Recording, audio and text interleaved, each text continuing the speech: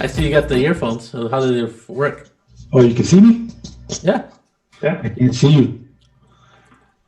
I know it's a one-way video. He wants to be mysterious. He wants to know what we are doing. But Oh, wow. what he's doing. That's not good to know. How can you do that?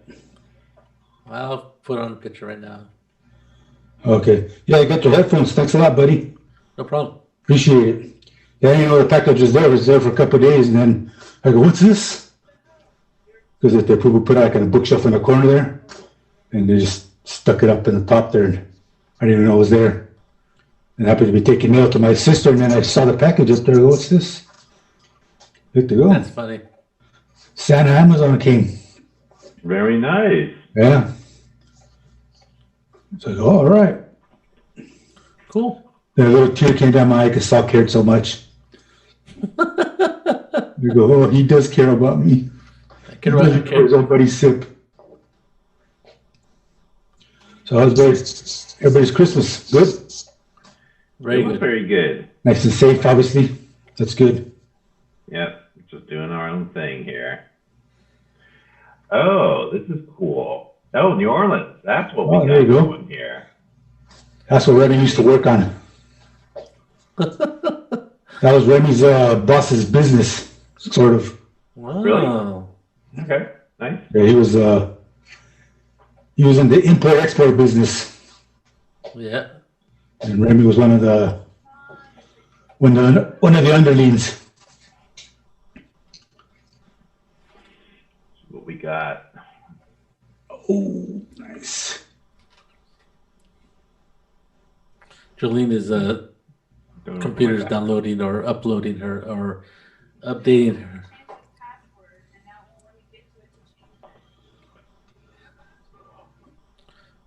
What?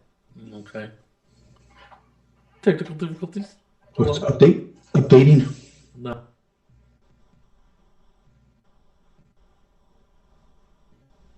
Can't see.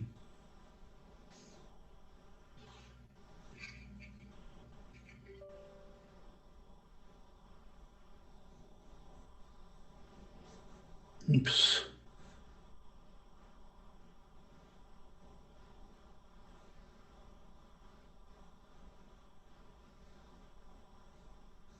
A big old glitter on it.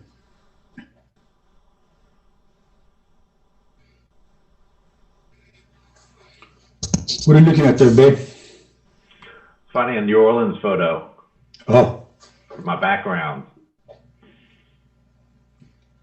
I had one last time, but it wasn't very good, and it's gone anyway. So, how about you? How was your Christmas? oh, not too bad. We don't really make a real big deal about it, but just a little small family get together. That's about it. Really, we had my nephews cooked a rib roast, freaking delicious. Wow. And they're cooking all day, but they wanted to do it, so to go to it and watch football and just play a couple board games and then just family time. Very nice. So, yeah. Very nice. What board games were you playing on Christmas?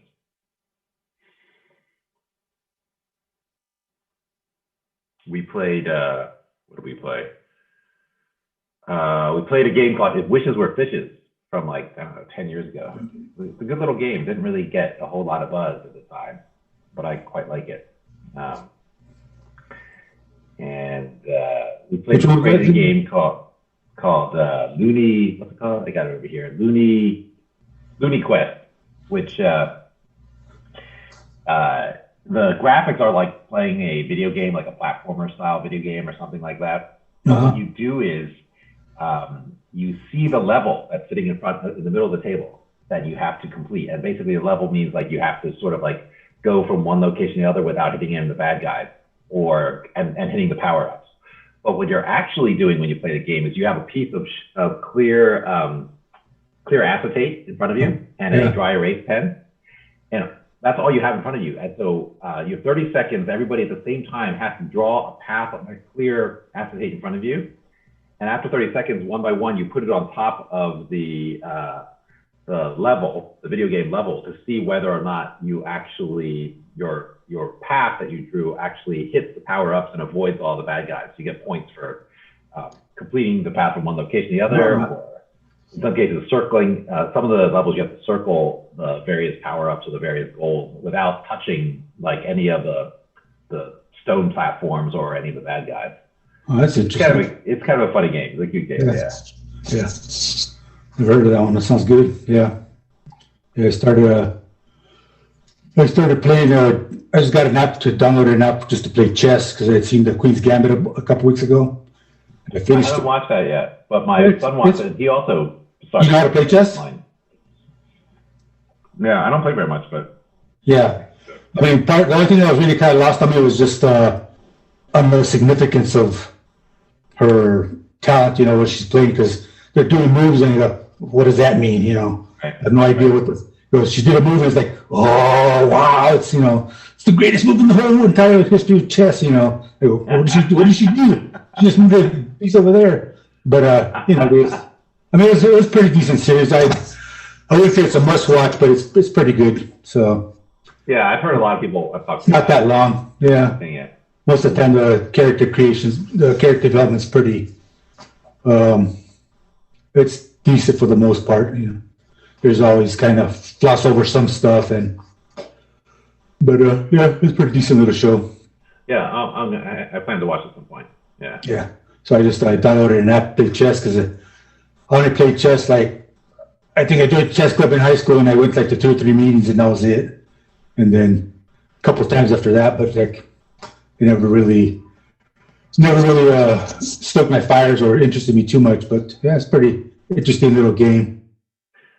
I had about the same level of interest. I think I might have also joined the chess club, but didn't really pursue it very much. Just did a couple, just like you, a couple sessions.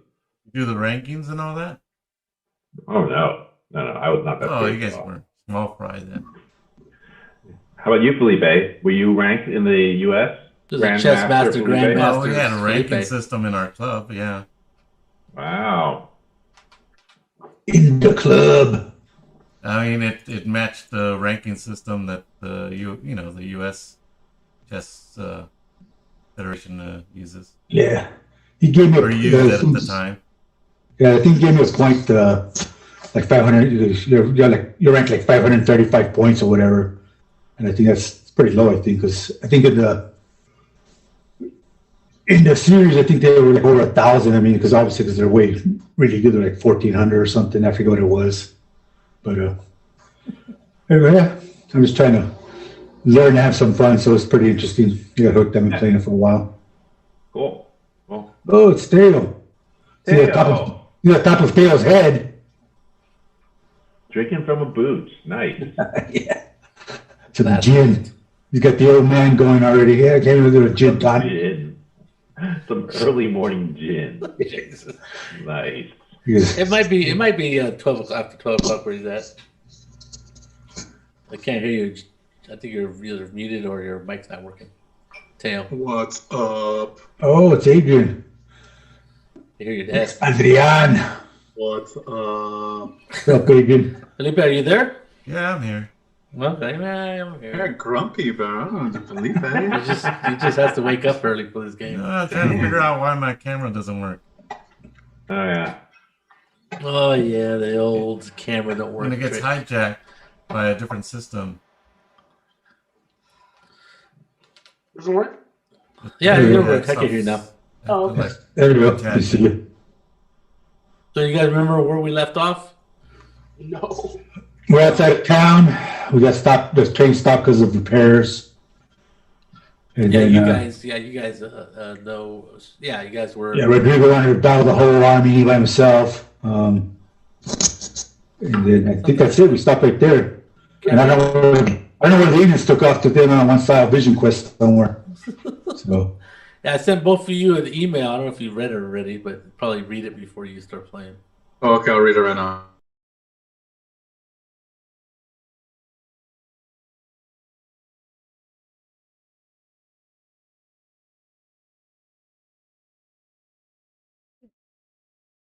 We slowed down. It's gonna pick up again though, because these new products. All right, so the rest of you were outside. The rest of you were outside of New Orleans, coming into town. Did you guys actually make it into town? Do you remember? No, I think we stopped outside of town because you don't want to. I can't hear. You want to stop the session because we might get into more trouble. So, oh no, did we get a hotel? Yeah, I guess that's what I'm thinking. Yeah. Okay. Yeah. Got a hotel room and everything. Yeah. Okay, honey.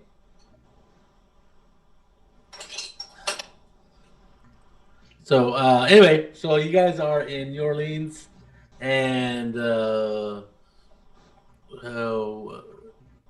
there is it's a busy town. It's a port town. I think I described it already, how it looked and how it worked. Some of you are in your element, like Remy. Are you? That's right. You were kind of staying at a. Yeah. So you said somebody sort of recognized me, or and took off running, or left the place. I want you to know, Mr. Game Master. I'm gonna try to be like incognito in this town. You're not? I am gonna try to be incognito. Oh, okay. That's fine. I'm gonna be dressed in costumes and stuff. Yeah, not Indian, but something else. Just not looking like not looking like yourself. Like Cowboy Remy, yeah. Oh, okay. Hey, Sip, do you have a mic volume? It's a little loud and distorted loud, a little bit.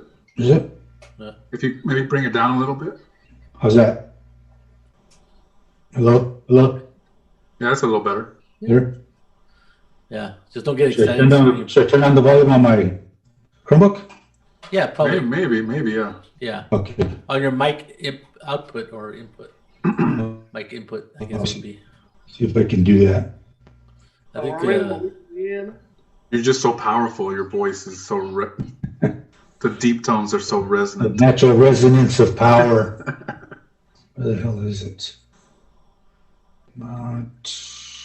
So, how's everybody doing? Check. oh yeah, everybody's good, I think. For the most part, yeah, we're still Good to see you. Good to see you, Jim. safe. Okay, mic jack. Okay, turn the mic jack down a little bit. Go ahead, talk. Okay. Oh yeah, Turn the mic- it might be a little bit low now. Okay. Well, because I turned it way down, so it's because Yeah. it was that max volume. Okay, Yeah, that's halfway. halfway right there. That's good. Good. All right. Yeah, much better. Yeah, you were a little boomy or a Okay. little getting distorted on the top. Yeah, I had it. Okay, so you guys, so you're trying to lay low. So go ahead and give me a, I don't know, give me a sneak roll. I guess is close. Not what is it called now? Not sneak. Let me check. Let me check on my character. Good question. Who knows what this 5th edition stuff? Crazy game. Who knows what this crazy game? This crazy game called. Wrong one. You could use performance or stealth.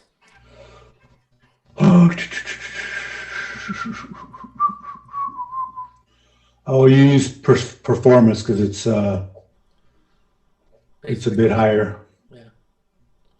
Oh, actually, no, it's actually stealth's 5. Performance. I'll use stealth. Okay. Come on, dude. All right. Oh, 14, pretty good. Okay. So you still see somebody leave, but you didn't recognize the person who left. Okay. It was a younger person, maybe in his late teens, like maybe 17. Yeah, someone young. Yeah. So it's probably nobody you recognize either. Okay. Okay. So let me see.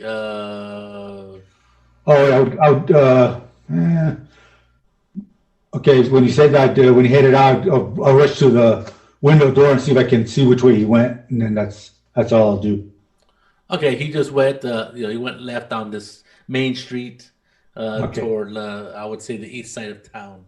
Okay. Okay, so you guys have only been there maybe 1 or 2 days, and so what are you gonna do with the 1 or 2 days? I think. Are any of you hurt? I think maybe some of you are hurt. No. Your action surges. Can't remember. Well, we traveled here. I don't think anything happened outside of town, so by now we should have Oh, just been able to Yeah, rest up, right? Well, People yeah, should be probably at their top. Yeah, you guys. Well, we had that fight with the Lord of Light, but I think we had plenty of time pass by. Yeah, over. that was like weeks ago. Yeah. Okay, all right. Yeah. And okay, so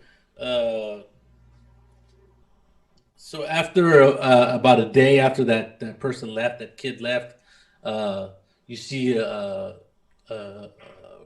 Remy, one of your ex, well, I don't know about a friend, but maybe an ex Associate.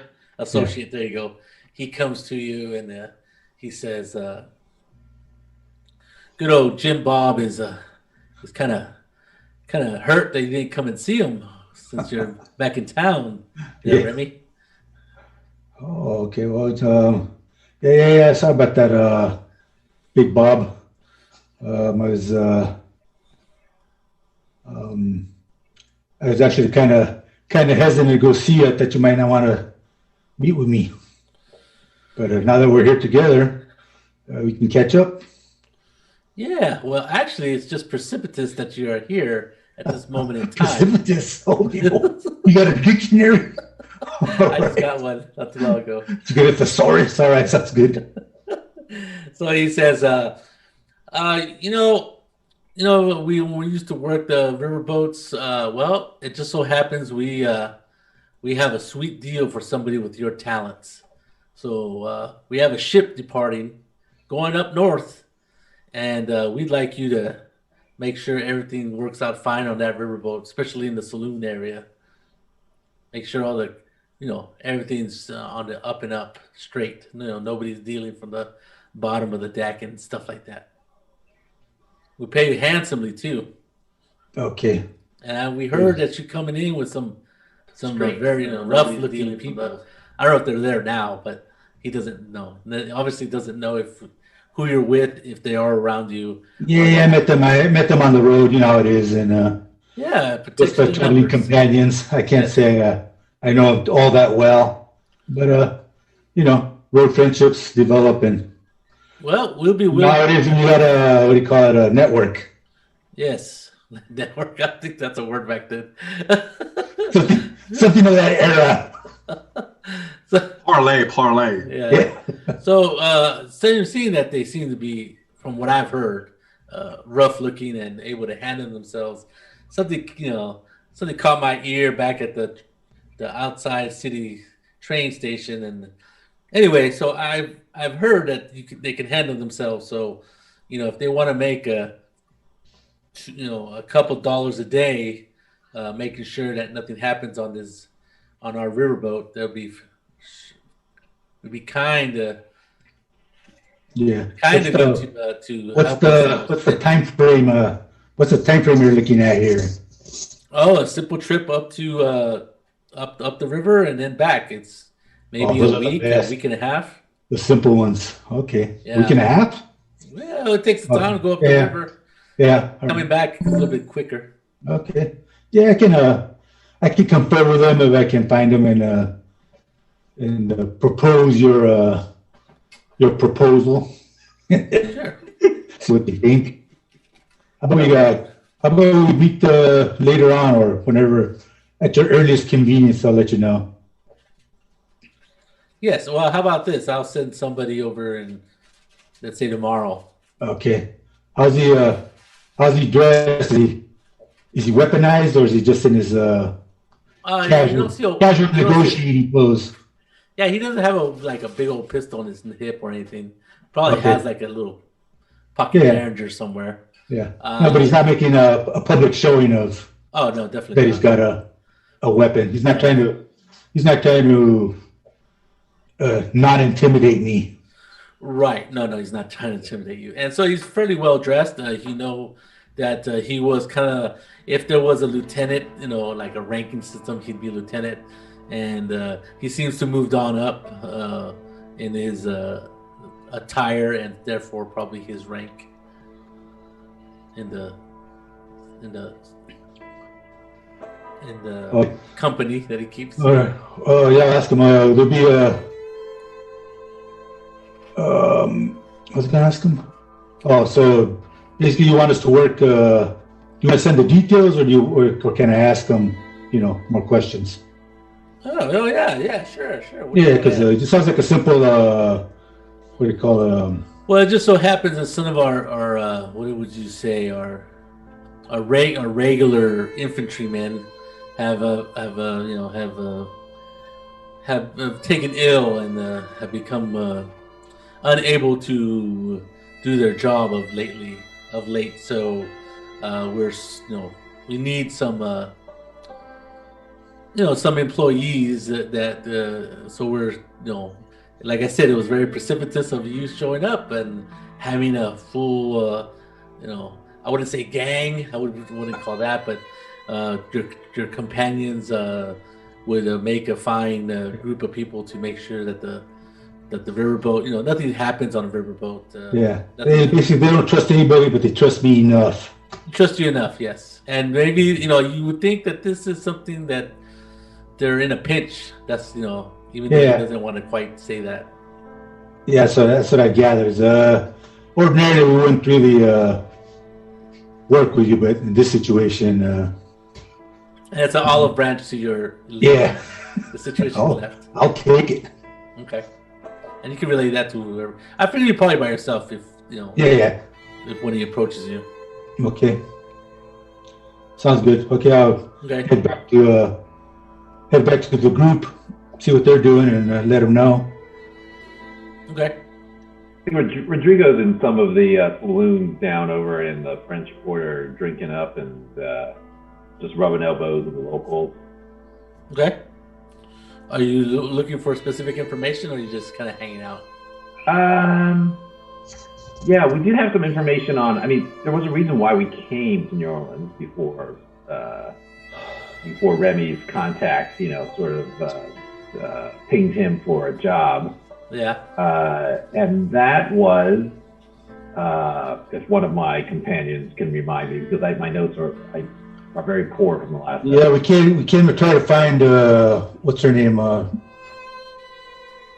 Something about the Lord. There was remember that the seal. There was something about the seal, that there was an organization that was behind trying to kill Kit Carson. So. Right. And then the people we saw were from New Orleans area, or people from that area. So we figure the only way we're going to find anything is to go investigate in New Orleans. We try to track down the group. We can meet with a lawyer she had met that sent her. Right. So we were going to meet with that lawyer, or I don't know if we have or didn't, but basically we went to New Orleans to go investigate because that's all we do. That's all we can do. I can't remember the guy's name, but we did leave Lady May back in San Antonio, I think. I don't think so. I think we just brought her along too. Oh, is that right? I believe so. I don't think so. No? Oh, I thought we did. We were debating about whether to do that. Okay. Well, at the very end, we decided to leave her behind because she wasn't going. Okay. She wasn't willing. Yeah, I don't got it down either way. So that sounds. So I'll put her in a convent or something since she was repentant. I guess. I don't remember the convent aspect. I don't remember the convent. that Maybe like Jolene pretty... remembers. She remembers better than mine. Yeah. No convent, Jolene? No. It kind of feels like a... That's that sound of music. Yeah, put her in there. That would be a huge turnaround for Lady May, I think. I'm not She sure needs she's ready that. for that. She needs that in her life, Yeah, but do we have a name? Maybe Saul knows. Do we have a name for the contact that the lawyer that she has gotten paid from in New Orleans? You have a name. Or maybe a name of the organization or the law firm or... Oh, okay, yeah. Let me look at my notes. See, that's why I was thinking she's with us, because she's the only one who knows who it is. That is true. But she doesn't know where he's from. He met her. So we figured if she was in town, somehow word can get to her or to him that she was there, and then we could, because she doesn't know exactly where she doesn't know anything about him other than he gave her the letter, and then she took the job. So that's why I was thinking she's with us. I remember it too.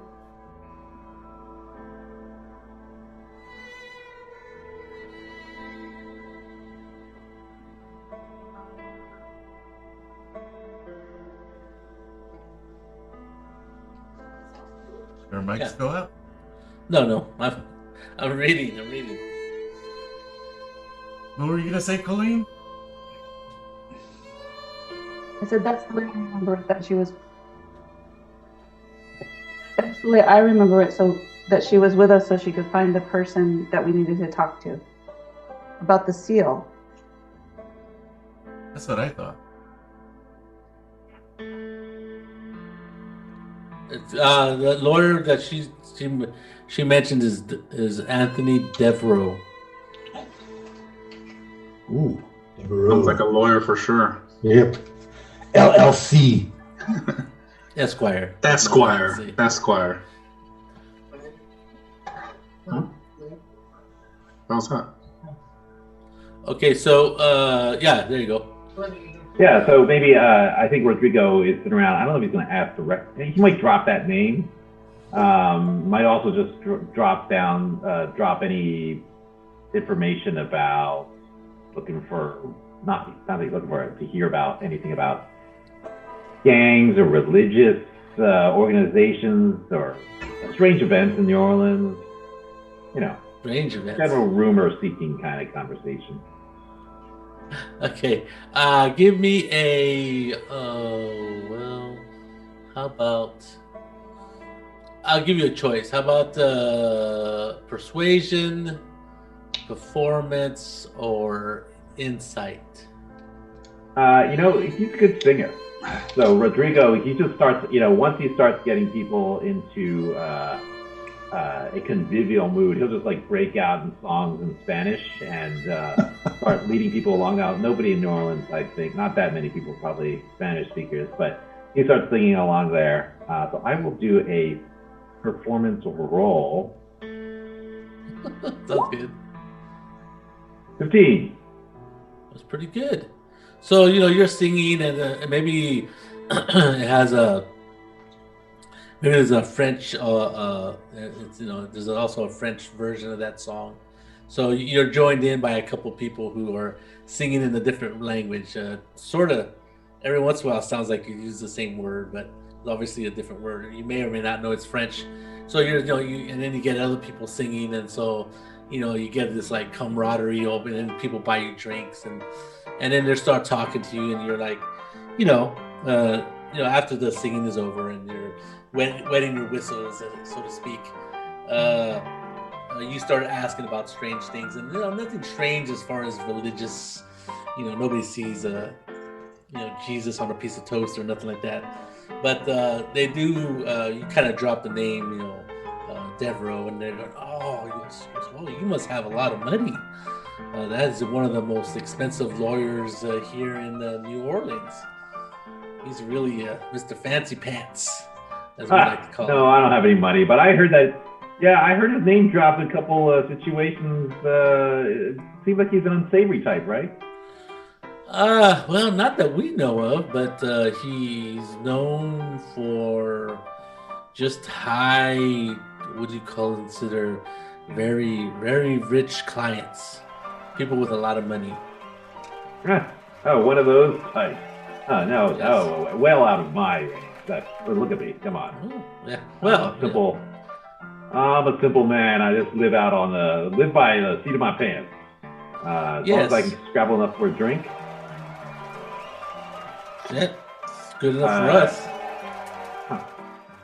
So, okay, I think that's kind of some good information. There's no other information that they drop about maybe. Well, what kind of lawyer is he? What kind of thing does he do? Well, he had those. As far as I know, is like when these big companies they get mad at each other, and instead of shooting it out in the street like men, they go throw papers at each other. All go to that the courts. courtroom ridiculous Yes. stuff. I don't understand any of that stuff. I don't see why they even bother. You're right. But he's known to be very successful, or has a good record, I suppose. Okay. Well, whatever. No interest to me about him, but I just heard about he was like a fella. I don't know. Maybe he needs some help or get a job or something like that. I am looking around. So, hey, let me know if you hear anything. Yeah.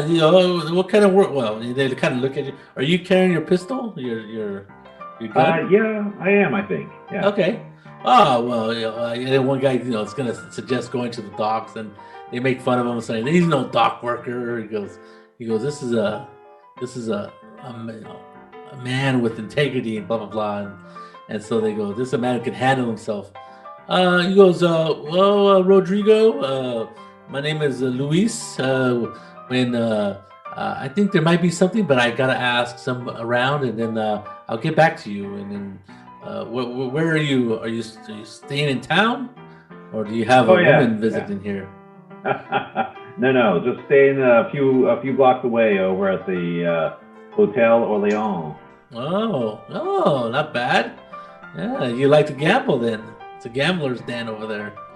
I don't have such good luck, but yeah, I get. You love I don't think of myself as a lucky man. Oh well. Yes, no, I make my own luck. There you go. There's people don't have luck; they make their luck. Good way to be, Rodrigo.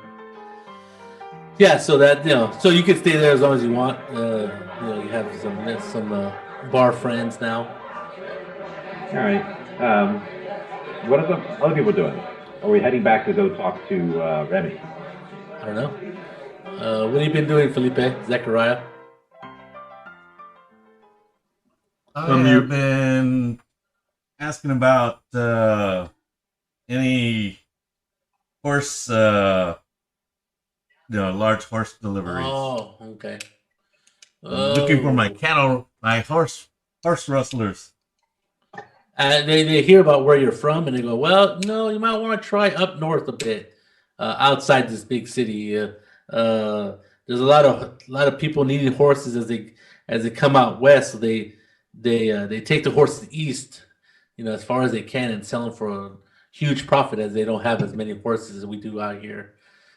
Thank you kindly. I realize that, but these fellows that are selling horses don't want other people to know about where they got them from, so they might sell them a little farther south than normal.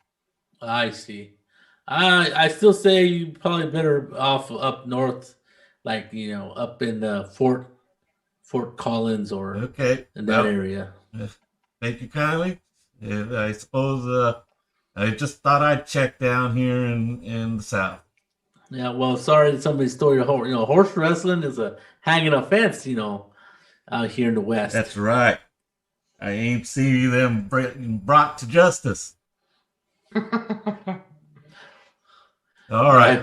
Well, anyway, that's my interaction, or its storyline interest. Okay. What about you, Colleen? How have you been doing the last day and a half? Well, since they're drinking and gambling and stuff like that, I'm not going to be with them. I'm probably just sitting around waiting for them to come back to the rooms, because I don't know the city. So they have a sitting room down below where the women folk hang out. I'm sure they do. Stay away from them cigar smoking fellas. Sounds good. I would, but that's all the people that I'm with.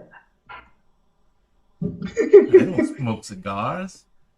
Maybe a little bit of tobacco chewing here and there, but not often. It's a bad habit, my mama says. What about you? What's your name, Augustine? Arthur Dent. What?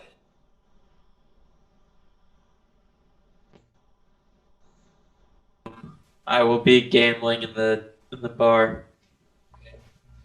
Yeah. All right, so give me a I don't know, what is it? How are you gonna gamble? Are you gonna cheat? Or are you gonna do? No, I'm not gonna cheat. Okay, then use insight.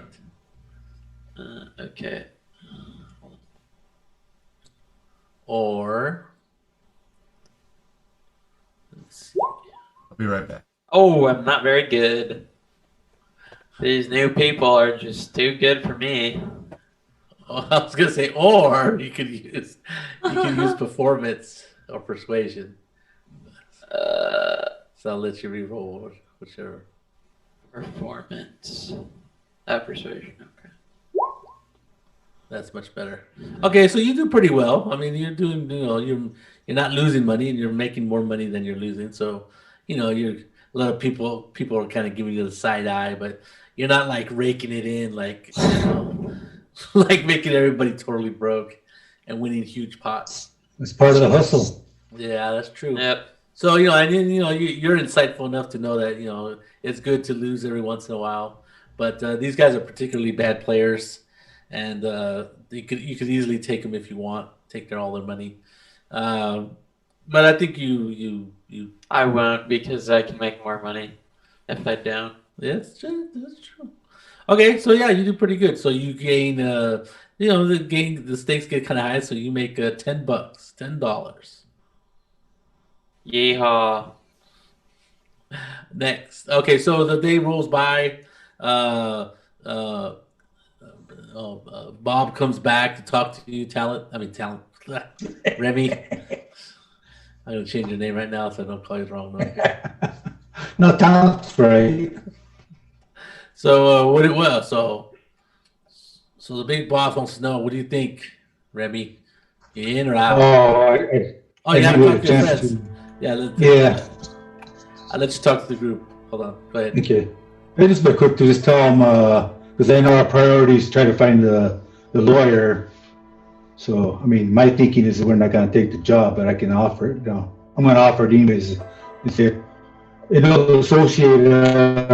approached me with a offer of being a security detail on the shipment that's going to take about, I don't know, week, 10 days up and down the river, I guess, just to make sure that the load is secured and properly delivered. Hello? Yeah, so you think it's how much do they offer you? Enough for us? Everyone? Well, I haven't, they're gonna bring me the details later, but if there's any interest, I'm sure they would offer a fair deal. Seems like they're kind of in a pinch to get somebody that they know, which would be me, and they're assuming that we're part of a crew. I told them I just barely met you on the road, but they don't need to know everything about us. We've become fast friends. Sounds like an easy job, Remy. And if the pay's good, I'm in. Hey, okay. I could use some pay a little bit better than the nothing we've been getting about saving that bastard's life over and over again. Yeah. What is I need Zacharias and Arthur. What do they think? And Arthur, yeah. Ah. Well, I'm assuming we're all together, in the same room now, because that's why I wasn't gonna tell everybody one by one. So, and then we figured out what to do with poor Miss Colleen. What are you gonna do with me? Well, you don't seem to be associating with us because we're not so non-church going for you, and I don't care about that. You guys were off doing stuff that I didn't want to do. Okay, all right. So in for a little muscle action. Oh yeah, you know how good I am at that. But yeah, sure. Okay. All right. Other than that, I feel like Colleen. Hey, this is an easy enough job. I think you come along for a little boat ride. Plus, I don't want you to leave my sight. I feel like protective of you. Yeah. I don't know. Have you guys been keeping up with your finances? I don't know. I know I haven't been, in really. What is it? Making sure you guys keep track of it. But do you guys have any money? Just wondering. I mean, I tried looting the bodies, but they didn't have somebody else looted them first. Didn't have any money on them, so it's kind of a bummer. Yeah. Arthur has all the money. That's what I know. He has the party treasure. Yeah, all I know is he's tight-lipped about the money, though. Yeah, all I know is I had $100 from a long time ago, and it's slowly whittling down. But I can't say I have an exact bank account of it. Other than, I know we've been picking up money all over the place, left and right, but there's nothing technically written down. So that's up to you to decide how much you can tell us right now how much you think or how much we do have, and then we'll write it down.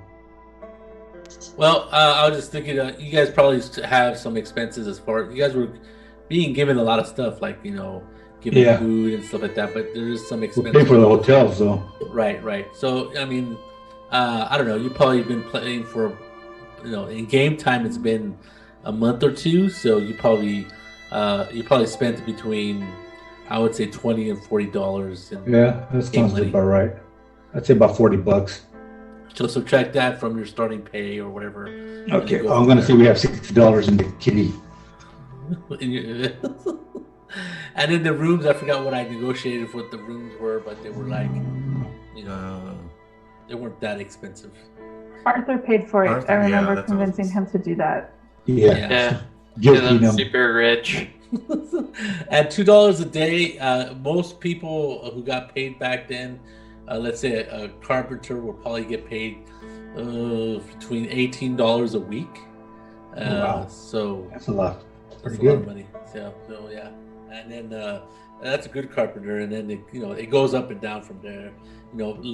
Regular laborers would get paid maybe $6 a week, and so $2 a day isn't bad. That's $14 for and carpenter work is the hard work, right? So it was always the inflation back then. So you might make good money, but it's also cost a lot to live in the city. Yeah, that's true. All right. Right. So there you go. So $2 isn't a bad wage, but it's not necessarily great, especially if you're thinking about how much it would cost to, Okay, so I say we have half of it, that $100 at the very most, $50 at the most. Sounds reasonable. Anyway, so there you go. So that's that. Yeah, it's up to you whether you guys want to take the job or not. I say we take the job. Okay. So if you take the job, our prime reason here was to investigate, but I don't know, we can weave it into the storyline. We'll see what develops. We'll leave it up to the game master to enthrall us with his craftiness, his gamemanship. Yes, his prowess as a game master. Oh, how I lead in the railroad. All my leads on wrestling haven't panned out. They've gone north, they say. Yeah. Okay, so you still got a day. It gives you not tomorrow, but the day after is the day that the boat's leaving. So it gives you plenty of time. Not plenty of time, but it gives you a day to decide. So he'll be back tomorrow. So you guys have a whole day and another day before you have to leave if you decide to take the job. And so what are you gonna do for the whole day? You guys are all back together except for the two Native Americans, which. Sorry it's taking so long, but we'll get to you in a few minutes. Did you read the email, Adrian? Yeah. Teo? Good. Okay. Hopefully it makes sense. And if it doesn't, well, even better. All right, so we do have Lady May with us? Well, Colleen is with you, yes. Oh, Lady May, no. You no? Deemed that it was too much of a hassle to, you guys are traveling a couple of, 3 or 5, I think it was 500 miles, so that's a long ways to hold a prisoner, make sure she doesn't get away. Yeah. It's a lot of trouble. Well, she gave us the name of the lawyer, so that was an important part. She gave you the name of the lawyer, which she says is about the only thing she knew. Right. Okay. That's better for us, that we don't have to hassle with her trying to protect or worry about her. Okay. Well, all I'll do is go scope out this lawyer's neighborhood. Okay. So that'll be my go scope out the neighborhood. Well, I'm telling the group, that's my plan. I'm gonna incognito. I'm gonna go in that neighborhood and just look at the lawyer's office, who goes in and out, and the area and stuff like that. So whoever wants to go along and do their thing apart from me, because I want to be separate. I don't want to be way down if I have to make a quick exit or something. I say we just go and knock on the lawyer's office door and see if he knows what to make. Colleen could do that, yes. Colleen could do that Remy will be watching from afar. Well, from afar, I'm going yes. to go with you. This lawyer is the one you'll recall that hired Lady May and who knows who else to assassinate Kit Carson. So he seems like I said, an unsavory type. But I'll be there to protect you if you think it's the right thing to do. Well, I think it's the right thing to do since this is who we're looking for to figure out what's going on. I just say I'm sure that that it can't be so as pragmatic. I could try shooting him through the door after you knock. No. He's gonna negotiate. You can negotiate with him, right? Yes. All right, I'll let you lead, Colton. Good idea. All right, so You're muted. I've got it. Just remember, a man's home is his castle. So, are you going to his house or are you going to his place of business? Oh, all we know is his place of business, as far as I know. Right, that's true. Yeah, I mean, you could have asked around. So you go to his place of business, and it's in a really nice neighborhood, right? You know, this, the offices, you know, the streets are clean constantly. You know, there's no horse crap everywhere. They clean the streets. You know, people pay to clean the streets, and so it's a really nice neighborhood in a really nice part of New Orleans, in a a business district where they have a lot of law offices and doctors' offices and stuff like that, and so it has his name on the door of above the building, and it's a small building. It kind of looks like all these areas right here where you're at. It's like that classical plantation look. There's a lot of pillars and stuff like that in this area, and you step up into the building. It looks like it's made out of stone and stuff like that, and you see a door. It's obviously a door, and it has in a nice gold plate that says off law office of Devereaux. I forgot his first name. So it's just Colleen Rodrigo going to the office? As far as I know.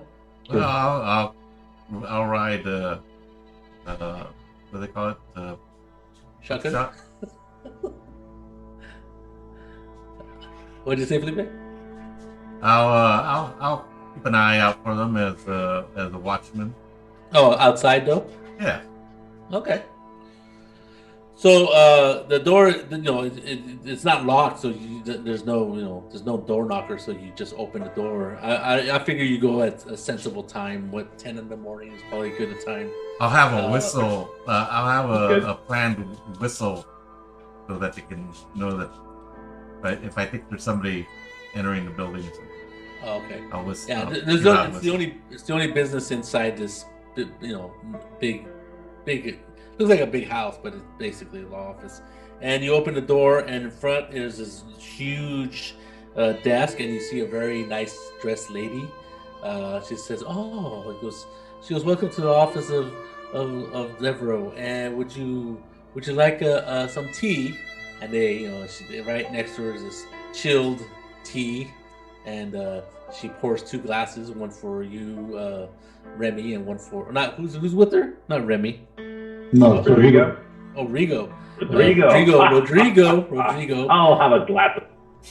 Yeah, and she goes, is it afternoon tea or morning tea, sir? And you know that you've been in Orleans long enough that afternoon tea means that it has a little bit of a kick to it, if you know what I mean. Which one is it, Rodrigo? It's morning tea. You! He spits it out. Does he really? What? What are you talking about? Spit what out? The tea. Oh my god. She's asking if you wanted it to be afternoon tea. I do want it to be afternoon tea. Yes, I'm sorry. I thought you were going to serve me some of that basically dirty water that just mentioning it caused them to go to convulsion. Rodrigo's kind of going up the deep end already. Okay, so she yeah, I like this plan already. So it's working out great. What about you, miss? And she looks at you, Colleen. I apologize for my friend. Sure, I'll have some tea. and we would like to see Mr. Devereaux. Oh, what is it concerning? I mean, I just just so I know, what to tell Mr. Devereaux when he comes in. He is not here, but he'll. We met a lady called Lady May who said that he hired her, so we're trying to find out on a question we have for him. Ah, okay. Well, usually I would say that such transactions are confidential, but of course you could ask Mr. Devereaux any questions you like. But being that the case, I just remembered that he is not in. He's actually gone on vacation, and he's taking a trip up north. I think he's on one of those paddle boats that are very famous here in New Orleans and up and down the Mississippi. Oh, okay. Sounds good. Do you know the name of the paddle boat? She looks at your notes and she's like ruffling papers and she goes, "Oh, it's the Mississippi Swan." Okay. Thank you. Before we go, this tea, I believe, is a little weak. Could you fortify it just a little bit more before? Okay, so yeah, she turns, she just puts her back to you and pours something in it and mixes it with a little bit of a spoon, and she gives it to you. And now she's have a lot of whiskey, but it has a lot of sugar. Oh man! Hallucinogenics. Rodrigo takes one sip and he like puts it down and says, "Let's go, Colleen." It's like Jägermeister or something. That's how thick and ugly it is. Oh wow. Okay, so you two leave. Zachariah's, outside, not paying attention. No, not paying attention. Not paying attention. Whittling on a piece of wood.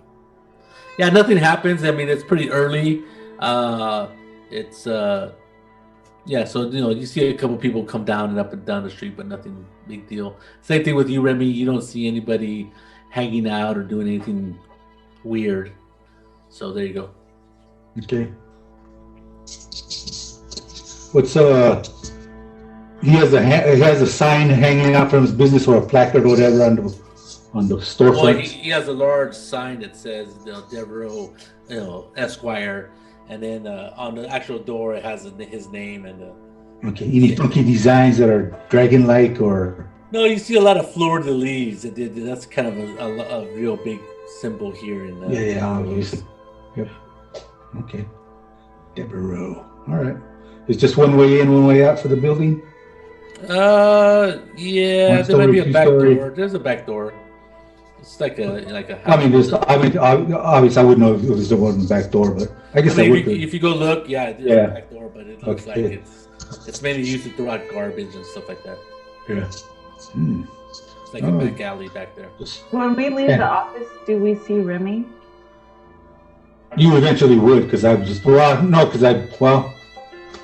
kind of incognito, so they could try. Roll your perception. So you would have to try to see if he's around. So roll your perception. Thank you, babe. I'm just kidding. I was just kidding around. No, that's something because I'm trying to be incognito. That's an opposed roll. Yeah. True. Yeah, I didn't want you guys to know where I'm at. No, seriously. Oh, she is looking for. Oh man! So Sip, you better roll your stealth. Actually, I would probably roll. I have an advantage on deception and persuasion, so deception maybe. Let's use deception, even though it's not quite right, but because it's part of your performance. Deception. Okay. Remy's using a Jedi mind trick here. Yeah. Well, 23 is pretty high. Well, Rodrigo, is that Remy over there? Go and ask him. Remy's being Mr. Nonchalant somewhere. You need my sign that says I'm not working. Has a big old Mexican hat on, Yes. Has a mustache. Yeah, it is Remy. You're right. Big old fake black beard. Oh my God! What are you doing? I am not Remy. Colleen, you're absolutely right. What is it? Do you remember yeah, the name of the boat was the Mississippi Swan that they wanted us to work on? Yep. Well, yeah. Is that the name, the same name of the boat? No, we haven't even got to that part yet. Colleen, what was the name of the boat that the secretary of Anthony Devereaux's secretary said? The Mississippi Swan. Yeah, but even I don't know what the name of the boat is yet. Right, gotcha. Oh, so yeah, we're just gonna stroll right over to Remy since we don't know he's trying to be sneaky. You don't know, you realize it. Rodrigo shout, Remy, what's that get up? I am not the guy you were looking for. Obviously, you surprised the heck out of him because he seems to, he was like, he was being all Mr. Incognito, and then wasn't paying attention, and you guys like totally almost snuck up on him. He's like, "Whoa, what's going on? What are you guys doing here? You're making out you're blowing my cover. You're blowing my cover. Okay. All right. Anyway. So I know the jig is up. Okay. Oh, hey guys. I asked my question about if you know the name of the boat that we're supposed to work on. Not yet. They haven't given us the details yet. Those details haven't been given to me yet. Get away from me. Well, you haven't taken the job yet, so probably that's why you didn't give you I can learn to understand. Well, because we still have to meet, because I told you guys about it, and obviously you guys said it's okay. We're checking out the lawyer's office, so whenever the meet time is with Bob, I'll know more definite details. But how do you know the name of the boat? That's the boat that the lawyer is on. Oh. That's what the secretary said. That's good to know. That would be a remarkable coincidence that did not possibly happen. It would be remarkable, but maybe we can get on that boat instead of the one they want you to get on. Will they pay us? I don't see. Colleen, I don't think that's the way it works. Things work. That's not how it works. Are you sure? On any boat. Maybe in combat school that's how it works, but not here. Not in the real rumble. Okay, well, let's go find out. All right, so you wait a day actually, and indeed the boat that you are being hired to be on is called the Mississippi Swan. So what a coincidence! What a coincidence! So let's just that is awesome game mastering. So let's just cut to the chase. Let's get these other two guys on board. You guys take the job. At $2 a day, you could do a persuasion and try to get it up a little bit. I'm gonna try to up it a little bit. Okay, go ahead. Come on, Rami. Try to negotiate a little bit better than $2 a day. Hopefully, I can do as good as my incognito skills. Hopefully, it's better. The man. Better than your deception skills. Or woman. I have to be persuasion, probably. Persuasion. Persuasion. Well, because right here it says smooth talker, advantage on deception and persuasion. So I'm gonna do persuasion. Right. So you roll twice. Okay. You take the better one.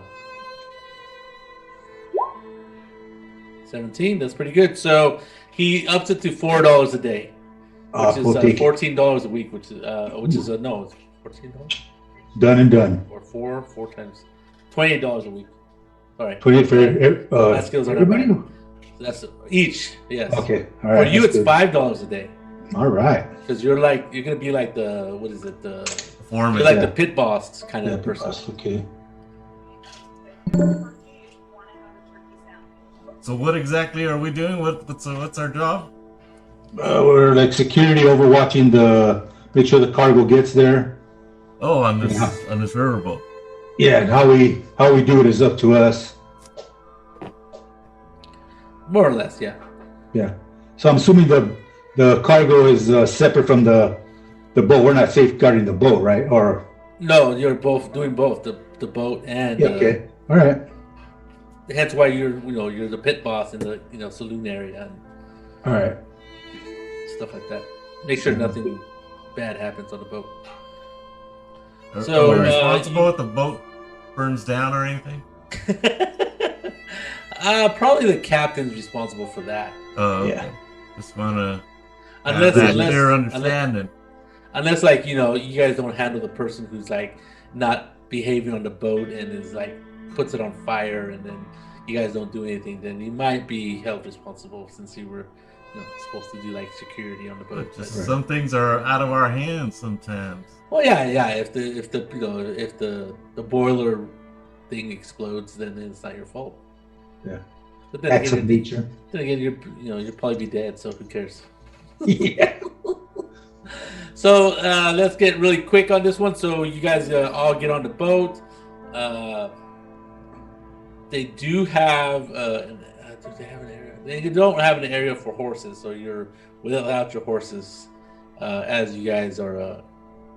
You guys take your clothes, everything else, and let's just make it real quick. You guys are on the river for 2 or 3 days. It's like it's very interesting to be on a riverboat. It basically operates day and night, and then it'll moor every once in a while, every 1 or 2 days to get more coal or supplies. But for the most part, it just keeps chugging. So Okay. I will let you know that I am keeping an eye out for my Bob's associates, see if they're checking up on us. As far as you know, you're the only ones, the only Bob's associates there is on the boat. There's nobody else. Well, that's what I'm trying to make sure that there's not other associates hanging around. Go ahead and give me a perception check then, also just to make sure. So you guys have about 4 or 5 days to do whatever you want. Unless you want to do something, we'll just fast forward. Nothing happens out of the ordinary. You guys are, that's pretty good. I'll give you the 14 is good, but 22 is better. Even I'll give you advantage since you have plenty of time to be looking around and stuff. So on the 5th day, it moors off this town called Natchez, which was an old Native American Indian tribe area, and it's a very small town, but they do have a lot of supplies, and so there's a lot of farmland and stuff. So they're bringing a bunch of like not cattle, but meats and all kinds of stuff, foodstuffs, and also coal to burn on the ship. And so you guys have like a half a day, and you guys some of you are like on the boat. Maybe decided to get off the boat to stretch your legs, get on land if you feel that the water is a little bit too rocky. Everybody, give me a perception check. Okay. Everybody. What's the name of the boat song? Mississippi Swan.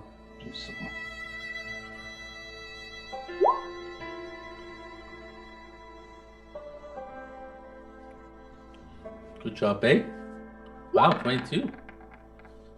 Roll perception? Yeah.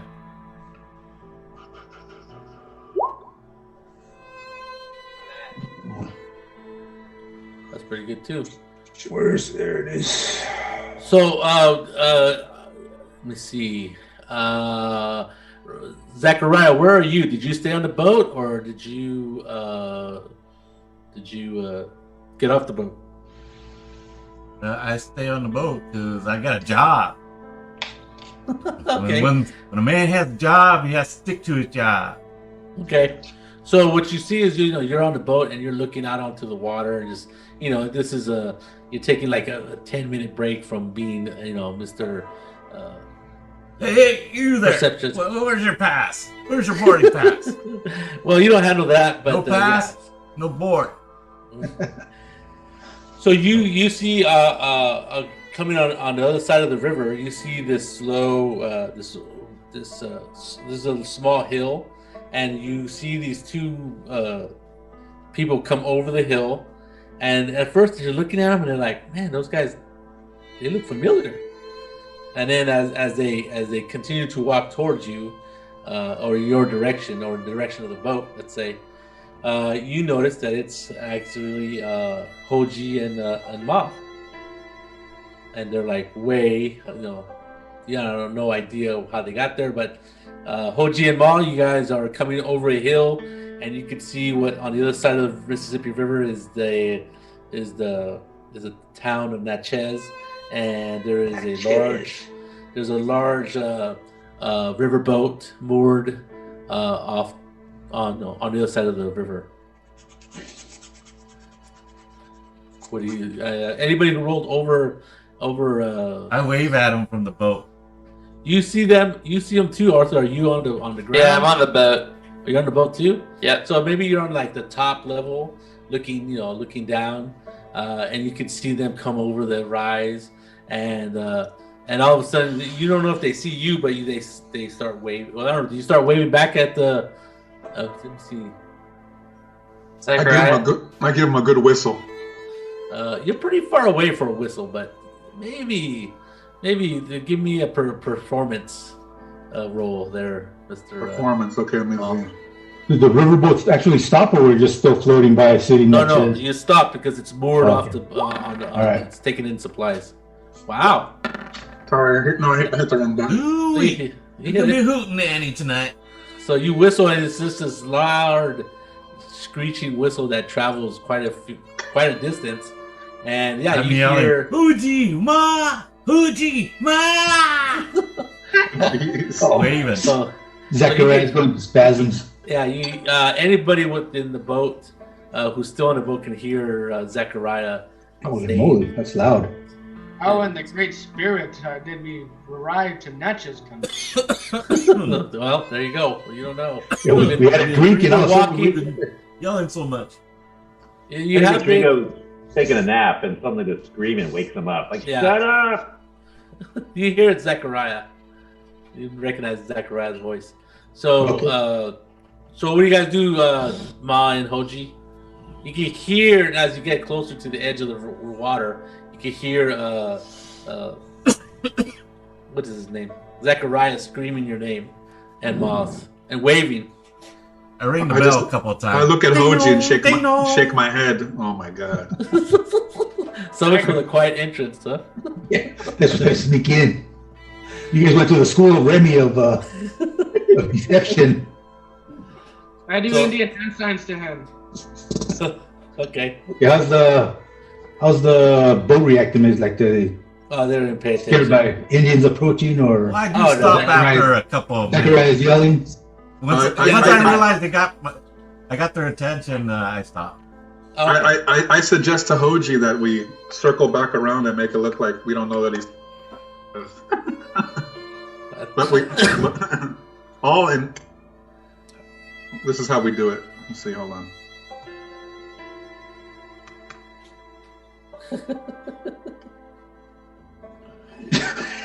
He knows exactly what I'm saying, but he's not looking. That's made up. I think they just declared war. So anyway, you guys are on the other side of the Mississippi River. It's deceptively slow looking river, but you know that this is probably a pretty nice current. There's no boats on your side of the river, not that you can tell. Zachariah, you notice that they're on the other side of the river, and there is no boat that you can see, on their side of the river. What are you gonna do? Ask the captain if I can borrow his boat. I see a couple of friends of mine on the other side.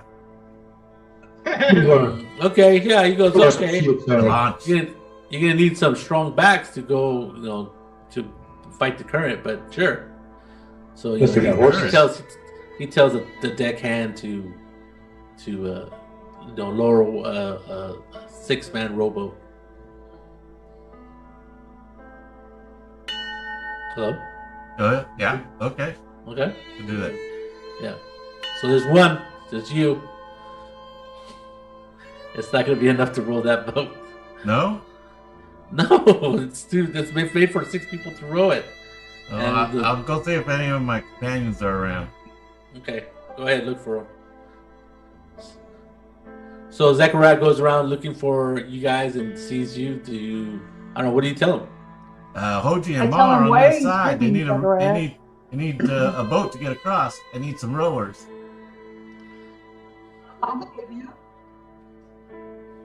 He said he needed some rowers. Not you, Colleen. you weren't made for Back rowing. into it, Colleen. Unless you wanna. Hard work. Yes. Why just hire somebody off the dock? Anybody can go over there and get them. Well, they're busy. They're loading the boat. Dock. Isn't there a city dock workers that would be willing to get hired a quick 30-minute job? Well, most dock workers right now are loading the boat, so Money talks. Oh, well, that's true. What are you gonna throw at them? Throw them $2. $2 for 1 hour of work. For each person? Well, that's right. There's 6 people. Huh? Well, you have one which is Zechariah. You, Correct. so you only need 2 more. I'm not going. I don't leave the boat. Okay, so you still need 5. 5. Okay. But Colleen said she'd go, so. Oh wow. 4. Okay. Yeah. Okay, I'll go. Okay. Let's expedite this thing. Yeah, and whoever we're missing, I'll hire. Yeah, I'll give him. In that case, I'll give him 1. Where's Arthur? I thought I saw him on the boat somewhere. Now. I don't know. Is Arthur hiding somewhere? No, I'm not hiding. I'm just on the top floor of the boat. So they find you. They want you to row a boat. Rodrigo will help out. Yeah, we'll go get our buddies over there. Fine, I'll row the boat. 1, 2, 3, 4, 5. Well, if Colleen helps, that's 5. Okay. An experienced rower would be good. Yeah, we don't need Colleen, and there we go. We just hire somebody else. Why can't we just go around? We can't walk? That's across the Mississippi. the Mississippi is pretty long. Yeah. M-I-S-S-I-P-P. They might want to take that college class, buddy. Oh, I didn't know we were on the other side. I thought we were on the hill or something. Yeah, but on the opposite side of the river. I have no desire to pass the Mississippi. Only danger gets me there. Anyway, so you get a boat. You have to hire 1 guy at the very least. 2 if you are make the insist on Colleen not rowing. Yeah. Well, we don't need her on the boat if she's not going to row. We're not going to ask Colleen to row. Get two guys. Well, if she wants to be on the boat, she can be on the boat. Okay. Yeah, but she'll just sit there. She's a fragile flower. She's just a girl. True. What do you say to this, Colleen? Just wondering. They're a bunch of bobos, but whatever. I don't know. My mama did all kinds of back-breaking work. She's strong as an ox. Looked like one too, probably. Hey, that's my mama you're talking about.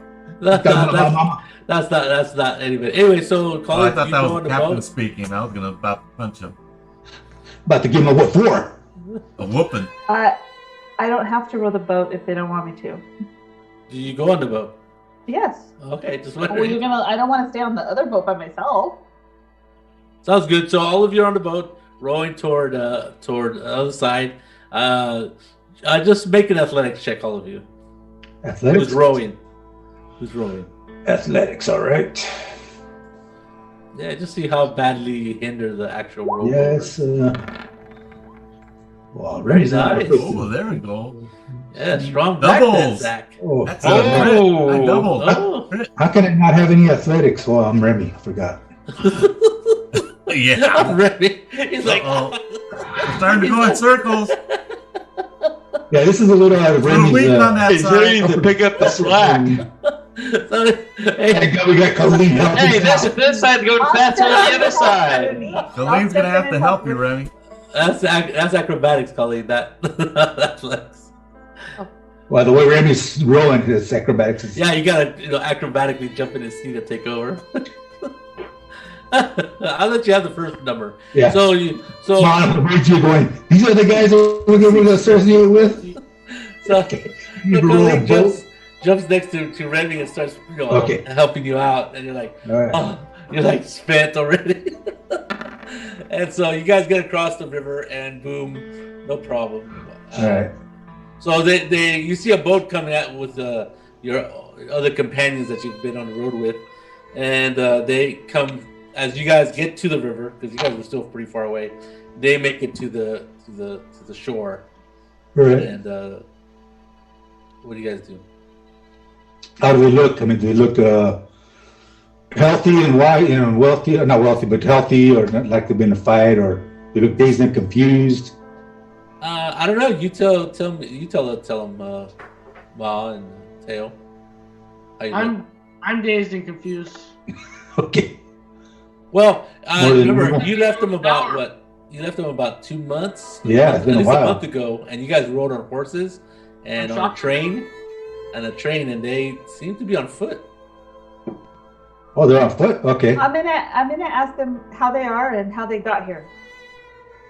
Because we left you in the middle of the desert somewhere, or Texas anyway.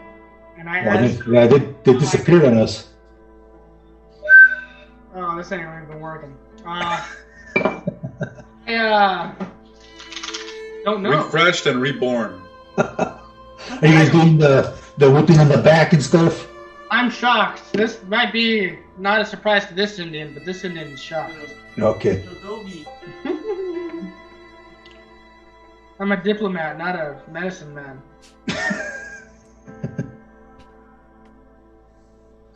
Mute. You're Dude. still muted, Dad. I muted you by accident, Tail. Sorry, I thought I was muting myself. Anyway, so there's two completely different looking natives in front of you. Obviously, Hoji looks pretty tired. He looks like he might be underfed. His eyes are dilated. He seems a little bit out of sorts. Is he possessed? I pull out my gun. Well, you can't tell. And then Ma looks a little better. He seems to be a little bit. I don't know. He seems fine, just like the way you left him, or the way you last saw him, not left him. All right. Well, it's good. It's good to see you, gentlemen. Obviously, you can regale us of your tale later on if we get you back to the boat.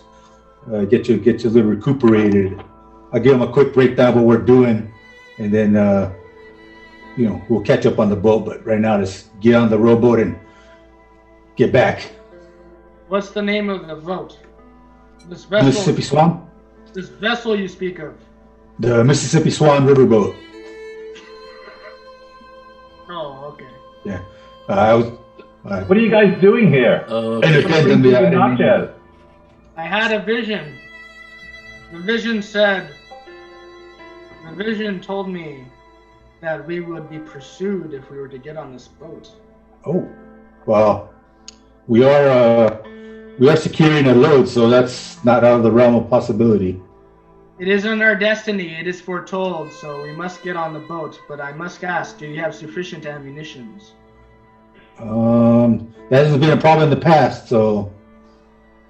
Well, part of our job is to guard this boat, so Yeah. we're ready for it. Yeah. Why do you say this? Teo, why do you say this, Soji? What sort of vision has come to you? I was foretold by an unsanctioned vision that we would be pursued by a lizard. Does a lizard make any sense to you? We did battle a dragon lizard-looking creature called the Lord of Light. Lord of Light? Yes. See you guys later. I'm thinking more a Loch Ness monster kind of shit. Well, You understand? I'm sure this creature has the ability to take whatever form it desires, but at that time it was more like a flying creature, so Wow. that's kind of lizardish in my opinion. But Wow. let's get back to the boat, so we're not just standing out here and conspicuously talking about Yes. the demons and stuff like Yes, that. our unity is the wind beneath the wings of the eagle. Let's go lay our head down and rest until we come up with new visions and ways. I don't know if I like these visions. Get that. Visions are good. Doesn't matter if you like them or not, they are foretold. Yes. He's wise. He's overflowing with wisdom. Let's get back to the boat. Let's get back to what. So I won't make you roll back. Make any rolls back. You guys Thank kind goodness. of got the swing of things. Yeah. Now Remy wants to show off. Come on. Let me roll. And you make it back to the boat in record time. It only takes like 2 to 3 hours to reload the boat or resupply the boat. Okay. So you guys are, it doesn't take very long, and then Do we got the cargo secured in an area by itself, or it's mixed in with the? It's in the hold, but it's in the. It's secure, Ripley. It's secure. Obviously like on a pallet all to itself kind of thing. Okay, and we can. Do we have permission to enter in and out of the cargo hold whenever we want? Since we're. Usually you can't because the captain has the keys, and he doesn't let There's the cargo hold itself is locked. Usually. I do have a question for Colleen. What's that? I do have a question for Colleen. You have a question for Colleen. Now that we've traveled all the way. Hold on, she's not in her seat. She's heating up her coffee. Okay. Babe. What if I should try to pickpocket the captain for the key? I think Bay froze. Bay, you froze? Oh, yeah. He's concentrating. Yeah, he's just concentrating. Deep in thought. What is before us in the present moment? You are in a large, they are working on a large riverboat. If you look behind my shoulder. Mm-hmm. That's the boat you're on. It's called the Mississippi Queen. Sorry, Rodrigo, you froze for a while. And Mississippi Swan. I'm sorry. What did I say? Queen? Yeah. That's a board game. Anyway, this is Mississippi also a Swan, and it is heading north as far as Fort Collins, I think it's called, which is just on the other side of I don't know what freaking look at the map. Which is north of Vicksburg, which is actually in the middle of Mississippi, which actually is a little town called Greenville, and then it's going to come back south. But in Vicksburg is where you're going to drop off the load, and that's where the cargo is going, and make sure that it gets there. And then it's going to come back down the river boat. So it's a big boat. It's a river boat. The paddles, it's gambling. It's a riverboat. If you look at, I think I moved the map, right? So you guys can see. Yep, sure did. So that's the boat you're on. Right. The bottom one on the bottom is the lowest part of the ship, and then it goes up to that, and then the very top is like the observation deck.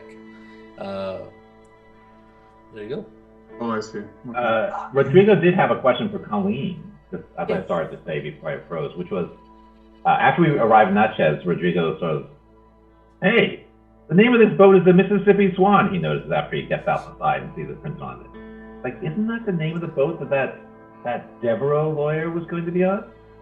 Yes, I've been asking you guys for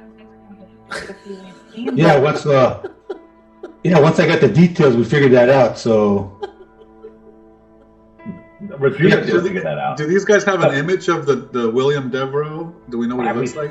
Yeah, have we seen him on the boat? No. You don't know what he looks like. You don't know what it looks like. But I'll let you guys make a roll of investigate. Is there such a thing? Yes, there is. Okay, well, you guys can roll investigate. See if you can, look for him, kind of. Where would you keep the passenger manifest at? Probably in the captain's office, captain's quarters. They have to make a investigation, you said? I investigate. Wow. So how are you investigating, Colleen? I mean, what's your... I have been walking around this boat looking at all the people and trying to catch what their names are, since I don't have access to the passenger manifest. Oh.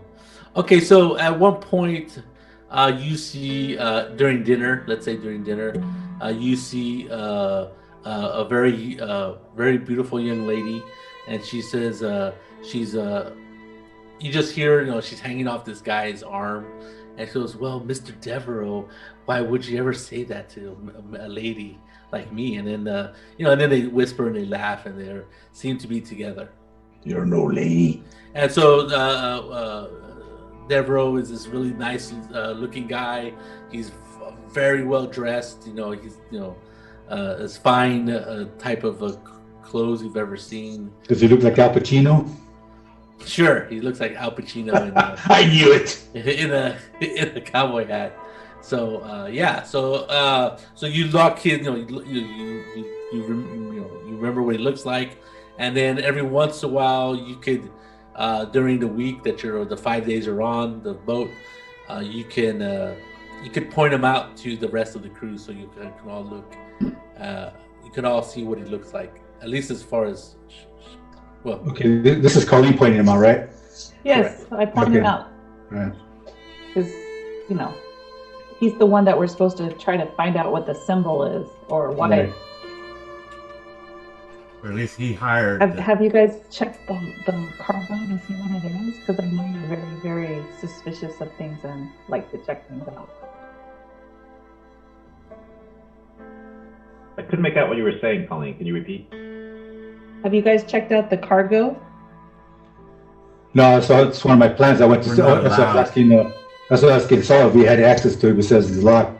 So my idea is pickpocket the captain for the key, and/or check out his office to see if we can get a hold of a key, and/or check out the manifest. Hello. Yes. You should definitely sneak in there for no reason. Or you could sneak, or you could try to talk to the captain. I don't know. I want to see what I'd rather try to have Okay. captain not have any knowledge unless absolutely necessary. But just go by his office, see if we can access it, who's in there. Is it alone by itself anytime? The office, let me see. I guess he would not be there all the time. He'd probably be there only during the day. At night, it's not. He's not there. He's obviously sleeping. But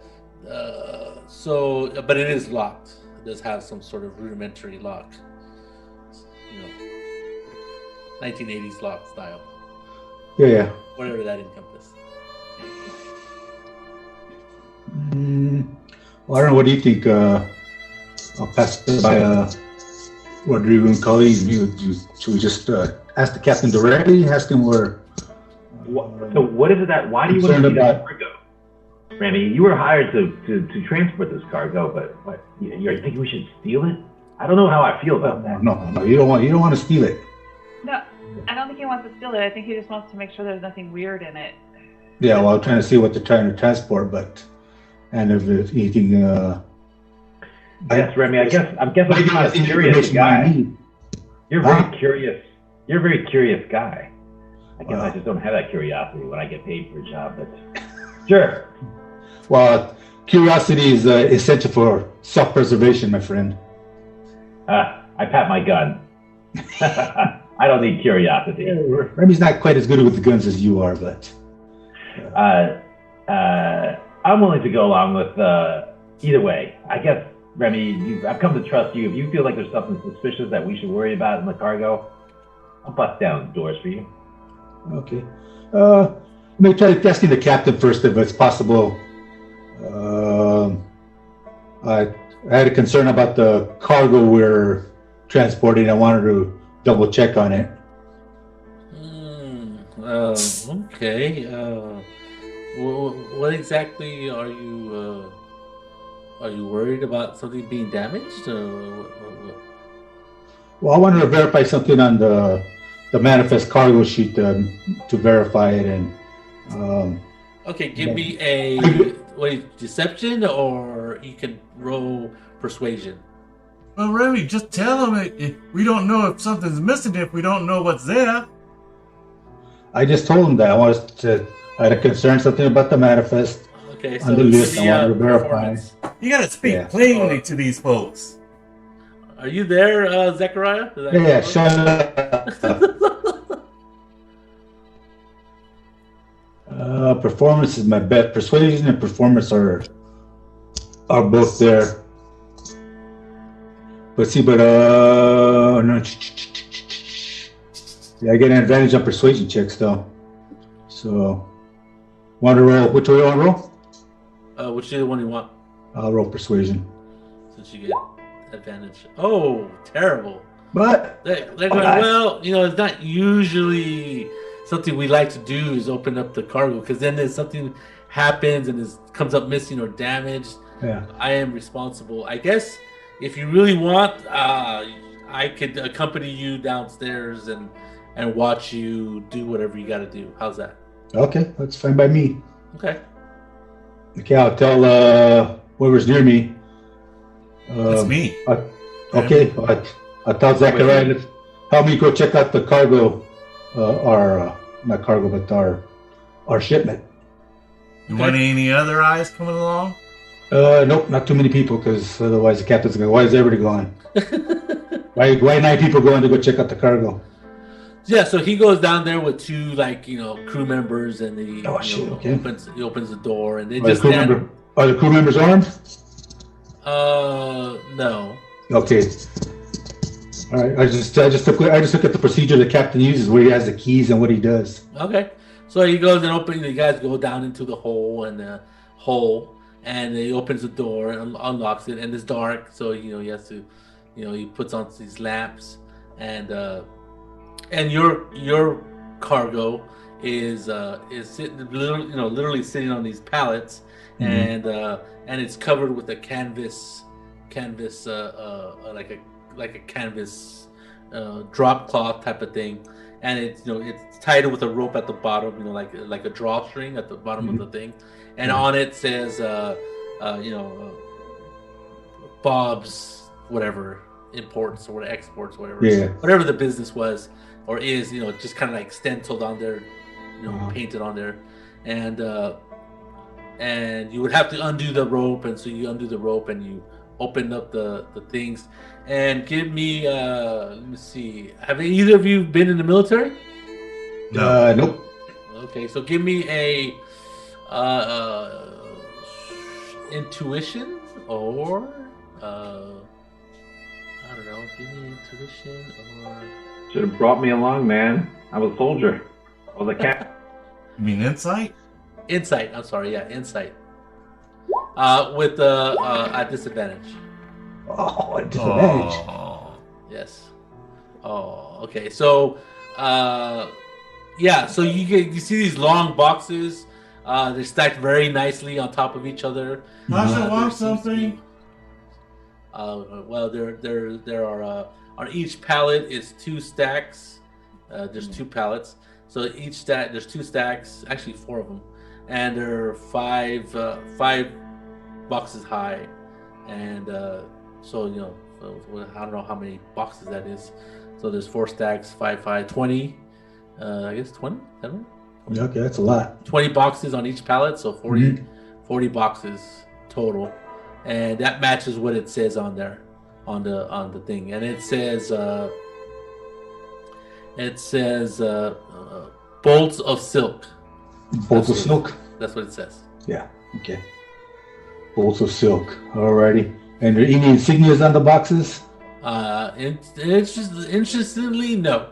Okay. All right. And you notice that the boxes look brand new. All right. Which is kind of weird. All right. But I don't know. Yeah, I pull out some paper out of my pocket and go, okay, yeah, I'll really check. The number's right. Okay. I keep losing count after 14, Remy. Take off your shoes. I counted twice. Okay. All right. I hope you're keeping an eye out, Zachariah, looking around, being nosy. Hint, hint. Yeah. So and there, I'm looking around the cargo hold and just seeing anything catches my eye. Okay. The rest in there is just some boxes here and there, not to everyone. So the captain of the guys that's watching us intently, or? The captain's watching you. The other 2 guys are at the door, taking the dirt out underneath their fingernails. Yeah. All right. Well, do I notice anything might seem out of the ordinary? Well, what are you looking at specifically? Just the cargo around us. No. You would think there's luggage. There's like big, the big trunks of luggage that you see, beat up and old. Some of it you could see. There's no big Gatling gun next door or anything. No, not out of a box or anything. But you see just like different. Some of it is obviously cargo of some sort. It has the names of businesses that you recognize. Nothing that says U.S. Army or anything. Nothing that says U.S. Army. No. Top secret. Or government eyes only. No. Okay. Pinkerton. No. UFO pieces. Yeah. No. Parts. UFO parts. No, not that you could. Not that you could tell. Waco, Texas. Waco, Texas. No. Oh, is that how you say it? Louisiana, they always say it. Waco. Zoma. What's the one from Toxic Avenger song? The company? Toma, isn't it? Toma, something like that. Toma Industries. Troma. Okay. Toma. All right. Yeah, if I don't catch anything obvious, I'm looking around, just seeing, wrap things up, and then Okay. I just want to see what the captain was doing. I mean, so he carries the keys with him, right? I put my Papa Oh, yeah. special knot on Yes. it. Okay. Okay. All right. So yeah. So he goes, "Oh, everything check out," and he goes, Yep. You count the boxes, and that's exactly what. Yeah. I must have got some misinformation. Everything checks out here according to my list. Okay. Okay. So he goes, everything check out. But good. Happy to hear it. Happy to help you out. Okay. So, I would try to pickpocket him, but I'm rolling pretty bad, so I don't know if I want to risk it. you don't feel All like right. it. Yeah, not feeling lucky. Okay. So he has he doesn't put them in his pocket. He has them in his hands. He locks the door when you guys are all out. Locks the door, and then he starts whistling, and his men fall behind him, and they just leave you there. You don't even worry about seeing you out. And he walks away. So what are the rest of you doing? Anything Tasha wants something. special? Better out or something. I'm since I've been rolling with these guys, I'm getting used to these modern amenities, so I'm taking a nice little sponge bath. Sponge bath. They actually have a tub. Rub-a-dub tub, whatever. They have a big old huge not tin, but some sort of a metal tub, and they actually pour hot water for you and stuff, and they even perfume it for you. That's perfect. You No got- perfume, please. Well, too Just bad, too natural late. flowers. Natural flowers. You're not gonna jump into the Mississippi? The muddy waters. Yeah. So so the boat takes off again north, and it keeps sailing on. I see any uniformed men? Yes, you see some a couple men who are in some sort of a gray uniform, which is weird because you hadn't seen one before. I don't think. And then you see. You know that the United States uniform is blue, so you don't know who these guys. French, maybe. A couple. At least a couple of them you've seen with this gray uniform. What year is it again? It's 1861. Oh, so it's still going on. Okay.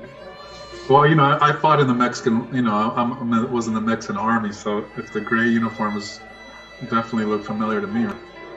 Well, No, because the United States uniform is blue. the Confederates, 1861. It'll be early for Confederacy, but yeah, they seem to be. If there's a reference that looks like a Confederate uniform, but there's no rank or anything. That's just a plain uniform without any kind of letters. Look at them boots. Yeah. Rodrigo, if I'm walking by, will say, "Yeah, we ran into some of those guys back over on the way over to New Orleans. They were trouble. They were trying to cause a ruckus on the train." Oh man. All right. Well, I don't know. Is there some kind of blessing I could do that could give us strength in a battle, like a roll plus or something for action, like anticipation? Maybe. Give me. Do you have a? Okay.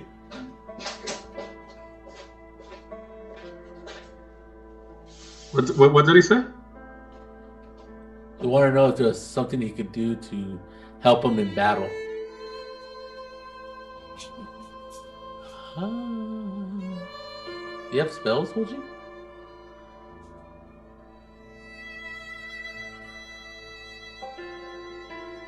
What's this? Do you know what character class you are, Hoji?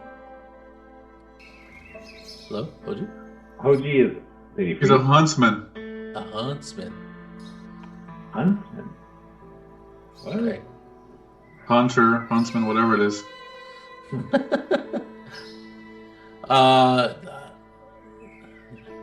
He could do A hunter. hunter, scout. Yeah, he's already what, level 4 or something? So he says that this character she's level 3, so I'm probably sure he missed a level here and there. What are you looking at? Looking for something that has to do with spells? I mean, Yeah, but he doesn't have any. not in the hunter class, but he is like a mystical weirdo. I like how you said that. Let me look at the.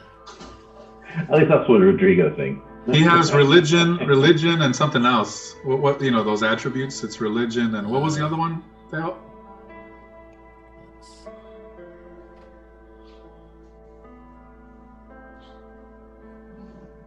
I'll give him the bless spell he can throw or use. Let me see. Did he drop off, or what happened to him? I don't hear him. I think he did. Theo, what happened?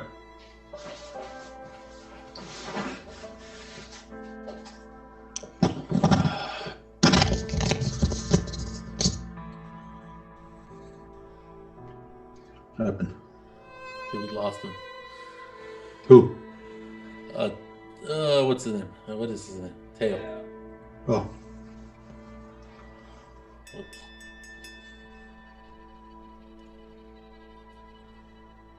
Said he went frozen. Anyway, so I'll give him the He said he went frozen. Oh. Alright. He froze. So you have to go and come back. So when we come back, tell him that he has the bless spell. we threw a blessing on the group. So, well, I don't know if he's gonna do it or not, but Okay. as you can. Oh. He's in the back of the house, so he's gonna move to the front of the house, I guess, with his computer. He says he keeps freezing for I don't know what reason. Oh yeah, probably his Wi-Fi is not connecting. So I kind of put it in his what bless does in his under his spells. So Be right back. description anyway. But I don't. You guys, none of you feel that you in for a battle at the very moment. That bless spell was lasted to a minute, and but we could play around with that numbers a little bit if you want. So what are you doing? So do you leave the place, Remy? And who was with him? Was it Zachariah. Zachariah? He went from the cargo hold back. Or did you just stay at the doorway and like contemplating breaking into the door? Oh, I'm not gonna stay because otherwise the captain's gonna. Okay. Does the captain say, "Okay, well, that's all. I'll see you later," and takes off? Or and he takes off and he walks slowly, like and once in a while he keeps looking. Yeah, okay. I'm reading his body language, so I'm gonna go too, because otherwise, I know he's just. Okay. He just took off completely, and I'd stay there, but. Right. No, he definitely gets some. Making sure we're not. Yeah. Bad vibes. Yeah. Yeah. All right. Just go back to the group, and then see what they're doing, and then Okay. So did Colleen point out Deborah before I went down to the cargo hold, or? Yes. Okay, Sure. I was there. All right. Just keep an eye on Mr. Devereaux there. Okay, so yeah, you see Devereaux. Like I said, he seems to be like on vacation. Yeah. He plays, he gambles a little, but not very much. That woman is with him pretty much the whole time, except when he's gambling, which kind of makes sense. Then other than that, you guys see him. He's all over the boat and he's talking to all kinds of different people. After Colleen points him out, do any of you actually approach him, talk to him? He doesn't actually. You just aren't in the crowd that he naturally assumes has conversations with. Anybody feel like they want to? Rodrigo is not the talking type. Yeah, he's not really the conversating type. Anybody else out there? Not me. I think, I want to try to be a Definitely. little more. I want to be a little more conspicuous to Mr. Devereaux. I feel like we want to maybe Colleen. You want to talk to him? Because he's not doing anything. He's not doing anything. Way with words. He's not doing anything flamboyant or sneaky or anything. He's just. No. He just seems to be. Yeah, that's what I'm saying. If we're gonna get information, we have to eventually engage him somehow or try to be sneaky. Maybe we can go to his. Maybe we can go to his stateroom while he's out here. That's what I'm trying to figure out. Because I think I not wasted. Well, yeah, I spent my shot with the captain. So I either go to the cargo hold or I tell him about Devereaux. But so now I want to go check out either Devereaux's statement or the passenger manifest. But since we already know he's Devereaux, there's no sense in doing that. Yeah, but we might want to know where his stateroom is if we can find that out, and then maybe just check it out. Yeah. Okay, I'm gonna head on over to the captain's office since I know he's busy doing duties. See if well, I'm trying to figure out what I used to open a lock though. There's Well, I think don't I have a thieves picking tools or something like that, something similar to that. On my starting character. Yeah, you use the what is the skill? I can't think of it right now. Well, it's pickpocket, but that's the pickpocket of money. Right. But I remember I think there was like on your starting thing you had a choice. I'm looking right now. I would use. I'll let you know. Let's see. Sleight of hand. Sleight of hand. Yeah, and you get if you have the tools. Kind of makes sense. Yeah. And you have the tools, then you get advantage. Oh, I got proficiency in thieves' tools. Yeah, and you have the tools usually, and then that gives you proficiency. That means you roll, go ahead and roll advantage twice if you want to break in. Yeah, I do. Well, it's not open. Yeah. I'll keep a lookout, Remy, while you Jimmy the lock. There. So you guys go downstairs? Yeah. Okay. Or wherever his office is at, yeah. Oh, the office. I thought you were going to the cargo hold. Oh, no. No, we want to go. Oh, so we're going to the office to find out his stateroom, and then right there we go to the stateroom. Okay. Oh, I got you. Okay, so go ahead. Give me a roll. What am I rolling?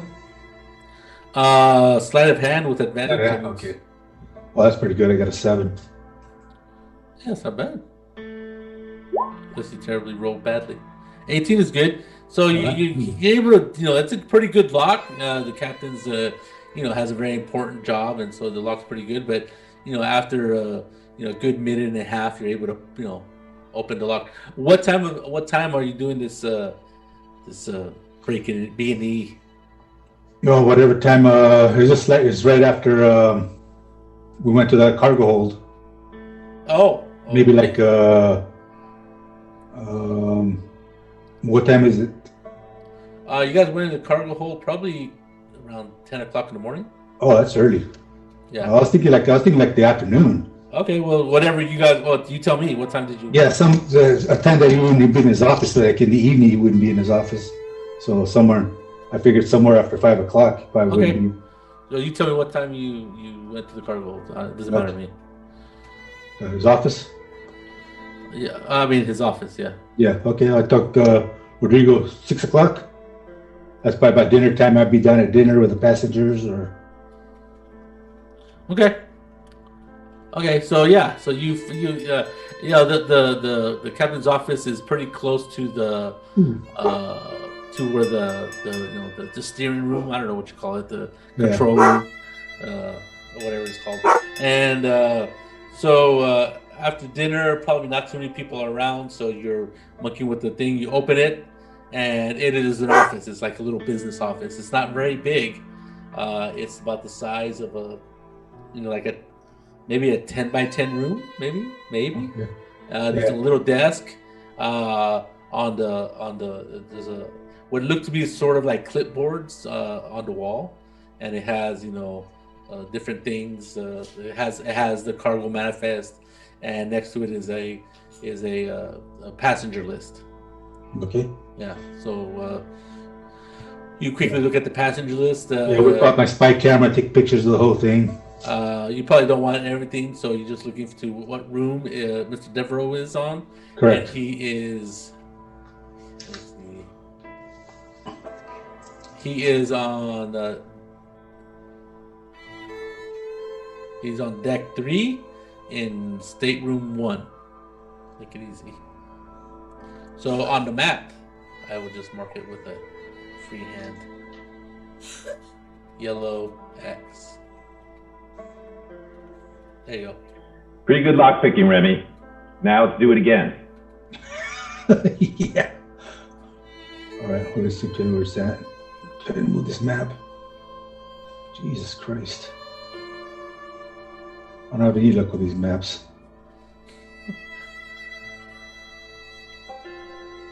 Okay, I'll look at it later. It's on the top. Yeah. Okay, there it is. All right. Okay, second deck or third deck? Third, yeah. I don't know if you count the whole as deck 1, but yeah, just one bottom. Yeah. Okay. Is there? So I tell Rodrigo, show him. Okay, there's Devereaux's room is in deck 3, stateroom 1. Okay. Who else is in that? Think anybody else will join us? I don't think so. There was only you and Remy. So what are the rest of you doing as these guys are nefariously breaking and entering? Oh, so I'm gonna try to stay as inconspicuous as possible. Inconspicuous as possible. That's not a big deal. Ma, you were going out and mixing it up with the crowd. No, I'm just gonna just chill in the corner and just take a look at everybody, just listen to everybody's conversations. Okay, so you don't actually go out and start speaking to people. No. Okay. I go get I'm some dinner memorized for by my Hoji. vision still. But I get 2 drinks to make it look like I'm waiting for somebody. 2-drink minimum. Okay. I go get dinner for Hoji since they probably won't let him into the dining area. Well, actually, when you Or as long as you're paying, they'd let you in anywhere. right, it just seems that money talks on the riverboat. Okay. So yeah. Well, In plus fact, he's doing his little woogie stuff, so he's too busy to get his own dinner. So I go get him some. Oh, that's very nice of you. Okay. And then I go have dinner with close to the fancy folks. The fancy folks. Oh, Not- so you're not. Not actually in the room, but near, so I can see into the dining area. Okay. All right. No problem. Because I feel kind of uncomfortable dining with all the frills and frilly folks.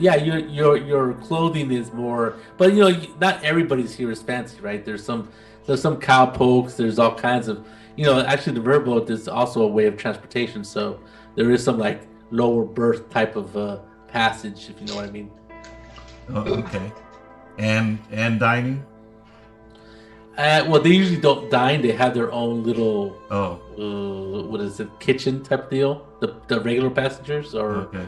I don't know what you call it, low berth. I don't know, but they basically are downstairs. If you look at the bottom floor. But I want there's to a keep an bunch eye on the folks with the frills. Oh yeah, I gotcha. Okay. I like how you're talking about the passengers with low berth. I'm such a classic elitist, yes. Yeah, so if you look at the very bottom where the cargo hold is, next to it is low berth. So those are all like large rooms with 3 or 4 beds in them, and they eat in this little area that kind of looks like a Little common room. Yeah, like a common eating area. And you basically serve yourself. It's kind of like I don't know. Like a con. Yes. Well, like the what do you call it? Like the continental breakfast where you get your own crap. Oh, yeah. Yeah. They put food out, but it's, you get your own, you sit down, blah, blah. And that's on the lower deck. So those people don't usually come up. But every once in a while, some of them do. And they're just, they hang out on the top. But usually it's discouraged. But this captain allows them to come out. I'm frantically drawing attention to myself, still dazed from my vision, and I'm trying to ask people loudly if they know anything about any sea monsters. Oh yeah, somebody will talk to you about sea monsters. He goes, "Oh yeah," he goes, "Go to Florida. They got these big old huge 20-foot lizards that'll eat a whole man whole. Big old gaping mouth open and just clamp shut. I've seen small cattle being taken down by those things. Wow. Call them gators. Gators." They'll follow you if you're in a rowboat. They'll chomp on that rowboat till you fall out, and they're like, no, you're like a nut inside of a nut. They just break that shell of the boat and they get into the squishy meat that you are. You're tenderizing. Yes. Down you go. Oh, you mean a shell? Yeah, I'm at the bar with Ma and getting drunk too. So I don't think Ma's at the bar. He's like dining at a table to himself. I thought he said he was. I was taking a bath. He's taking a nice. He took a bath. You're in bath? He took a bath and then he left. After he was cleaned up, he went and he's having dinner. He's having drinks. He's not having dinner. Okay, but he is sitting at I believe he's sitting. Are you at the bar or are you sitting at a table, Ma? Table. I believe he said because he's.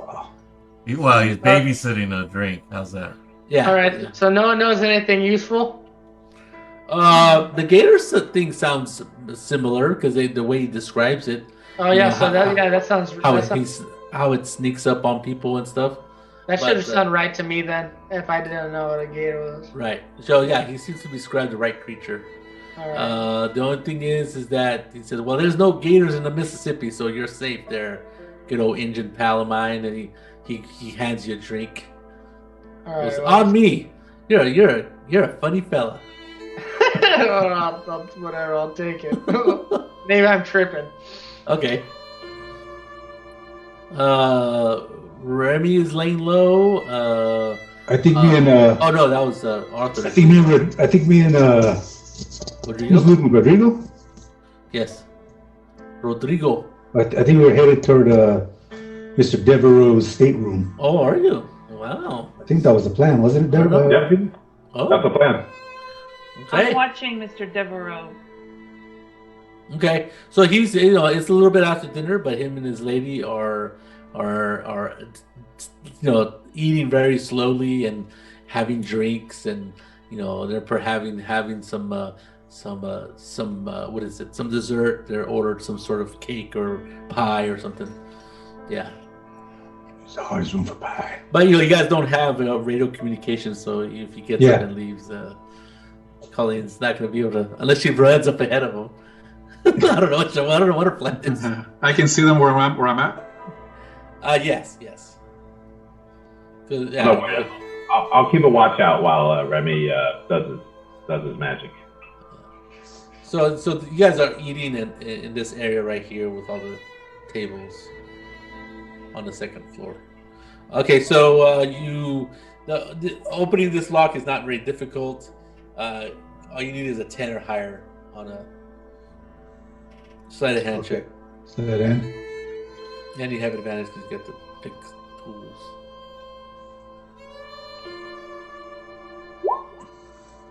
Yep, no problem. So the door opens and inside is a nice large stateroom that's bigger than the ones you're staying at. It is, it's like 30 feet big and has its own separate room for the bedroom and stuff, and it's very nice. There's a little couch in there and a little table. It's basically like a hotel room, right? Mm-hmm. A modern hotel room, done really nice. Nicer than the place we're staying. What's that? Nicer than the rooms we're staying on. Oh yeah. You got yours is really small. You guys have at least 2 beds in your room. Okay. So what are you gonna do? Okay, so let me see. So we're okay. It's a yellow. Look around for any papers or any of his. Yeah, I'll open up his suitcase looking for papers, or if he has a briefcase there or anything. Okay, yeah, he has a briefcase or a bag that looks like what a briefcase would back then. You open it up, and indeed, there's all kinds of letters, letters and notes and stuff like that. Give me an investigation check, Rodrigo. Yeah, that's not Rodrigo. Not very good at this. I'm still looking at it. He shoots it. Investigation 11. Not terrible, but not great. You notice there is a letter to what is it? You notice that there's a lot of letters to different clients, right? Like he's hand delivering letters to wherever he's going. Like, Vicksburg is a town that is up ahead. So is Greenville. So that and their address, right? And so he, instead of putting them in the mail, he's actually either giving them to the gonna deliver them personally, which is kind of strange. But there's nothing on the outside of the envelope that tells you what the business is inside. Are you looking for anything specific? How about the seal? Yeah, I don't know. Remy, look at these things. Do you have any idea what? I mean, I'll try to remember some of the names, but that's about it. Yeah. Because we would really, the names wouldn't really ring a bell to us. Like they'd be like, oh, there's a common thread between them because they're so random. Right. Is there any of them have like the seal we found, that red seal? Oh yeah. They are. Some of them are sealed with wax, but it has his initials on it. And the Fleur-de-Lis symbol interwoven into the. Okay, well, I'm looking. Does he have a stamp in his little briefcase or bag or something of that specific seal? Okay, give me a search or give me an investigation. Investigation. Where is it?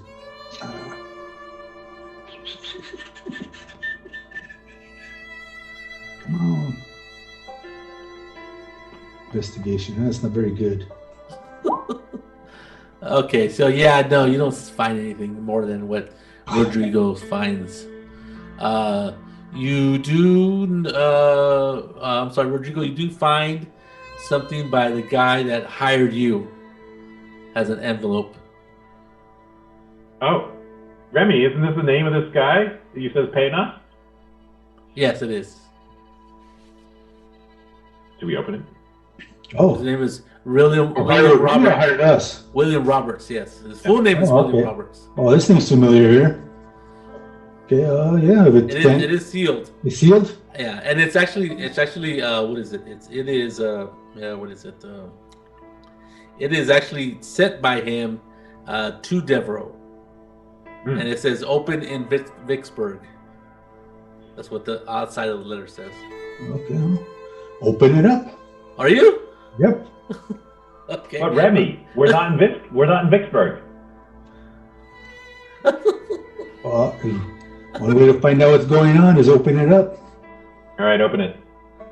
Okay. You open it, and it says Mr. Devereaux, and then inside of it is enclosed $200 US. Ooh. Yeah, that's what the Lady May got paid? She got paid $50, I believe. $50, huh? Yeah.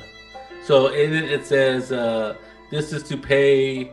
There's a note saying this is to pay off the required people to. What's it say to? Kill Kit Carson. No. Right, you're right. You know what? Kit Carson is with you. Actually, I forgot to tell you guys that he's still roaming around with you guys. He's still with us? Yeah, he's pretty quiet. Yeah, he has been pretty quiet. But there's not a Kit Carson specific adventure. So it says this is to take care of all the loose ends, and that's all it says. To Bob. From Bob. From Bob. From Bob. Well, Billy Bob is his name, but his name is William Roberts. Yeah. And it's to Devereaux. Oh. Yeah. We left Kit Carson. He was going to the Native Americans, remember? He left us. Oh, okay. He did leave you. Okay, I'm sorry. My mistake. Okay, that's it. Makes sense. I thought he got us, so yeah. That's what I remembered, yeah. Okay, that's fine. No problem. Okay, so Billy Bob is sending the money per the lawyer to Vicksburg. Right, and to take care of all loose ends. Okay, who's it being delivered to? It's for Devereaux. It's for Devereaux to open in Vicksburg. Oh. Okay. Well, then Devereaux's got to hire somebody. Oh, okay. All right. Remy, you want to open one of the other letters? Now he goes, yeah, open them all. Okay, well, is there another one that catches my interest? No, nothing else. That's the only one. I'll open a second random one then. Okay, it is a Same thing. It's no, it's just a random such and such. This is a former court, not a court, but this is a formal request for payment of services rendered. Yeah. Okay. All right. Lawyerly type stuff. Legal paper. Yes. Cease and desist. Yes, if you do not pay, we are legally obligated to seize all assets in such a name, such a. All right. Yeah. Yeah. Remy's very familiar with those. All right. Both of you give me an insight check. Insight.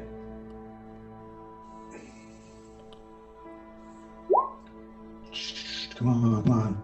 Nice and slow. Rodrigo, nothing happens, Rodrigo. Sorry. There's something gnawing at you at the back of your head, which you can't quite. And same thing with Remy. No, nothing. What? Oh, man. You gotta love it. Okay. It's devil probing our minds from afar. No. Okay, so you guys got anything conspicuous in there that would, yes, something too dulls you at the back of the head. Or anything like that? No. Something too about that letter, that payment letter is gnawing at the back of your head, but you can't quite place it. Yeah. Why do I feel like a loose end? Okay, so the rest of you, I believe Arthur is laying low. Colleen is looking at Devereaux. Devereaux's wife, does the old stretching and yawning. Oh, and then there's a couple people that they're eating dinner with, and they beg their leave, and they both get up and they start walking away from the dining table. Are you doing anything, Colleen? I'm gonna leave really quick and try to walk up to where the room is to warn Rodrigo and Remy. Give me an athletics check real quick. A 10 or higher is good. I don't want you twisting an ankle. Oh, look what happens. So you start right up the stairs, right? Oh, she can roll a boat, but she can't walk upstairs? Exactly. She's got upper body strength. It's all up in the shoulders. She's very square up here. You climb up the stairs, and your shoe breaks. It's nothing that happens to you physically, but you kind of slip and you kind of fall and you kind of you don't hurt yourself. Yeah, you take 1 point of damage, and then you see Devereaux goes, "Oh, miss," and he helps you up. How do you not hurt yourself and take 1 point of damage? Well, I just changed my mind. You hurt yourself with 1 point of damage. Well, it's not permanent damage; it's just subduing damage. Yeah. So So you take 20 points of damage, Zachariah, for interfering with the game master. Lightning strikes. Yeah, lightning strikes you. Blue lightning, I think it was D&D. I will thank Mr. Devereaux for helping me up and engage them in conversation. Okay. So what kind of conversation are you going to start up with them? I'll ask them if they can help me to my room. Ah, very nice. And then, sure, okay. Give me a persuasion check. Just make sure that you don't piss them off or say something. Very I'm nice. gonna trail him. Okay. Wow, No problem. Look at that. Nice. Okay, so even Damsel in distress. Devereaux's wife says, "Oh dear, yes, please help the young lady." And then they both kind of make sure you pretend you're unsteady or whatever. Maybe you had too much drink. Who knows? But your performance is very well done, and your silvery tongue devil that you are, they take you to your room. Water, Smokey? Hey, honey, bring up a bottle of wine with you. I thank them and lock the door when I get behind it. Okay, so they leave, and it gives enough time for Remy and Rodrigo to get away clean and unnoticed, except for Very the fact. nice. Are you Very taking nice the? going. Are you taking the letter with the money? Oh no. We should take the ones that we opened, don't you think? Well, that's the one that has money in it. I might not notice the Vicksburg by then. Well, it's $200. But it's opened up. Did you try to that's reseal true. it? Yeah, I tried to reseal it really quick. If it doesn't work, I'll take it with me. Give the reseal it. That's interesting. Yeah, so I figured. I mean, you kind of need wax, a candle or something, don't you? Well, yeah, you Wax can would warm be it kind of up. messed up because it's a seal. Yeah, just take them with us. Okay. Well, okay? Which one are you doing? No, I'm just gonna take the letters. Okay. Take the one. Take the one cease and desist and the one with money. Okay. So you take the letters, put it in your pocket, and you're off. Yep. And you think you left everything back to where more or less where it was, except I hope so. for 2 letters. Yeah. Mysteriously disappeared. I'm missing Okay. letter 17 and 28. Okay, so you are you guys are gone, and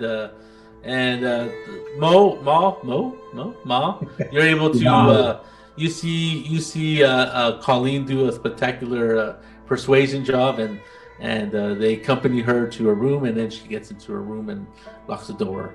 Anybody, Zechariah, you haven't been doing anything for a while. What have you been doing? Sleep? Maybe he's not there. So I know he's muted, but sometimes he's muted for a reason.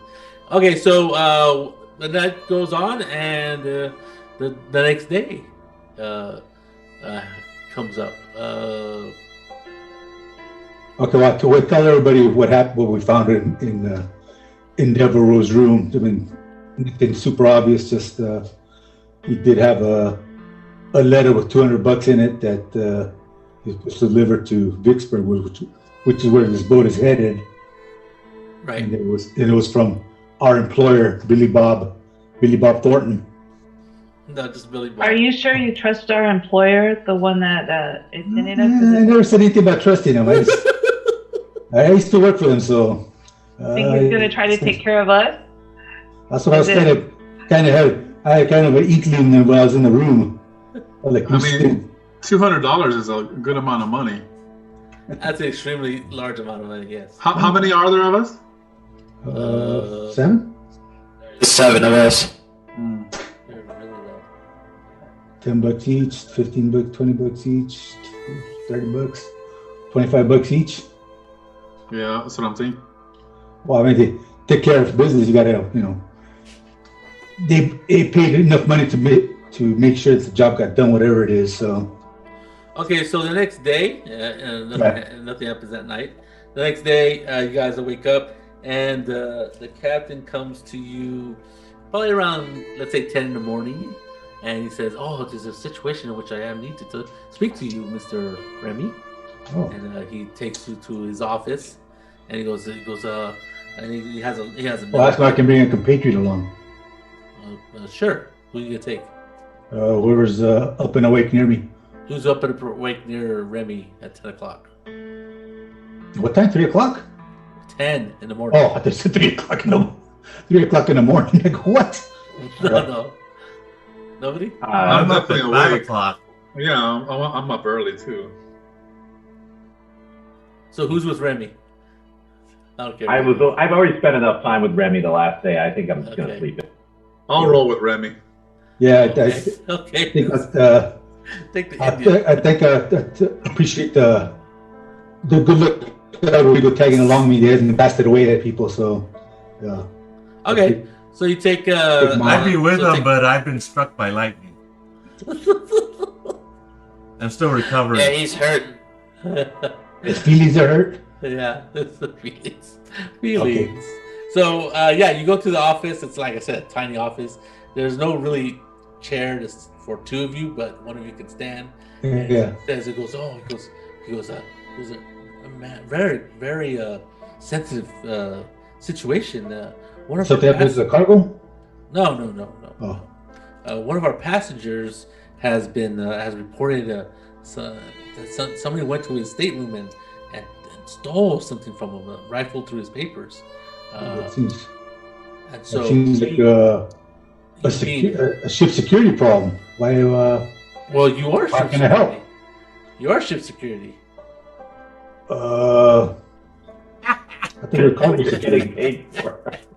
Well, you were paid by William Roberts to Yeah. make sure that the cargo got to where it goes, but Yeah. also because you're hired to be security for the boat. You were contracted out by the people who own the Mississippi Swan to do the security. That's why you're the pit boss at the tables and stuff. Oh, okay. Okay. All right.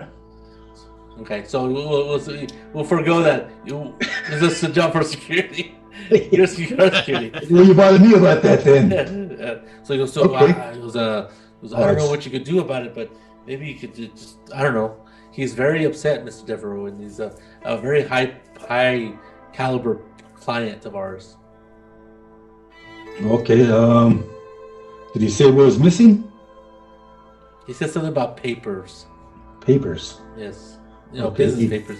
He's a businessman. I believe he's a lawyer, so some of that stuff could be very, very sensitive. Was any of his personal belongings defaced or destroyed? No, not that he reported. Did he receive like a ransom message or demands? Not ransom, but No. Other than the papers taken, he said that, Okay. and it said that he said for sure he knows for a fact that he locked his door, so that's what he said. Okay. So And he somebody must have, discovered missing items when? it must have been last night. Last night. Okay. He was at dinner. He says because after he got home from dinner, he's been in his room the whole time, and that's when he didn't notice until the morning of this morning. And we have to figure. You have to. Well, I would hope that you could figure this out before tomorrow when we land in Pittsburgh. Okay. Do you need us to go talk to him in his room, or can he perhaps confer with us in your office here? This is really not. I don't have the room for all of you, and he's in the presidential suite. So probably better if you go to his own stateroom and talk to him, get more information there that you could possibly glean off of him. Okay. So all methods are available to me. Alrighty. Right. Does he want to be there when I ask him, or? No, the captain. No. I think you'll be there when you interrogate yourself. He doesn't want to be part of it. No, this is your job. He hopes you can figure it out because Yeah. he's the captain of the ship, but Okay. yeah, he has a ship to run. Yeah. I know. Busy man. This is a job for lesser people. Earn your You're keep, Remy. You're not there, Zachariah. Shut up. Earn your pay. Earn your I was pay. not setting up lightning yet. Another bolt of lightning. Yeah, another bolt of lightning on that bastard. Okay, so he goes and he kind of like shoves you out the door. He goes I hope you take care of this as quick as possible. And then he stands up. It's for you to stand up and leave the room. No, you don't stand up. That's a Remy's signal. Okay, yeah, my thing went out. Oh, yeah. He stands up and he's kind of. He has no pants. Oh, I like this kind of party. That's another bolt of lightning, Zachariah. Jesus. So he stands up and he motions. He puts his hands up to the door. He goes, please close the door behind you. Okay, we're at Devereaux's office, room now? Yeah. Okay. And Ma's still with me? You better get his believe room he is. number before you leave. Stateroom number 1. You're in not there. stateroom number 1. Yeah, that's his room number. Anyway, Zachariah, shut up. So Ma goes with you to the room. Yeah. Okay. So you're there. Yes. Good morning, Mr. Devereaux. Just had a conversation with Captain, whatever his name is. The Captain, Captain Jack. Stewart. Stewart. Yes. Captain Picard. Okay, Captain Stewart. And he informed me you had a suspected break into your residence here. Oh, it's not suspected. It was definitely somebody broke in and stole a couple of documents of mine. Oh, that is unfortunate. Do you know specifically what was taken? 2 letters, both financial documents that's very important to my clients. 2 separate clients. They were in a. She brings out the briefcase. They were in this briefcase. I was going over my paperwork for the next few days, and 2 letters are gone, and one of them had a significant amount of cash money. Okay. Does the briefcase lock? It's not a lock. No, it doesn't have a Not lock. that we open it easy. Huh? Yeah. It just. I'll go over there and I kind of just like look at it. I go, do you mind if I look at it? No. Yeah, it's empty. He took all the paperwork. Oh, out. damn. Okay. Beat me to the punch, that sly bastard. All right. Okay. How much was, not that it's important, but how much was taken? I am not sure. It was $10,000. the letter was not. The letter was not. It was for a client, so I have to have confidential. I think I just gave myself up. I have confidential. I just ruined my whole take. The game master doesn't know that. Alrighty. Did you see any suspicious characters hanging around you or following you, or do you know anybody that's would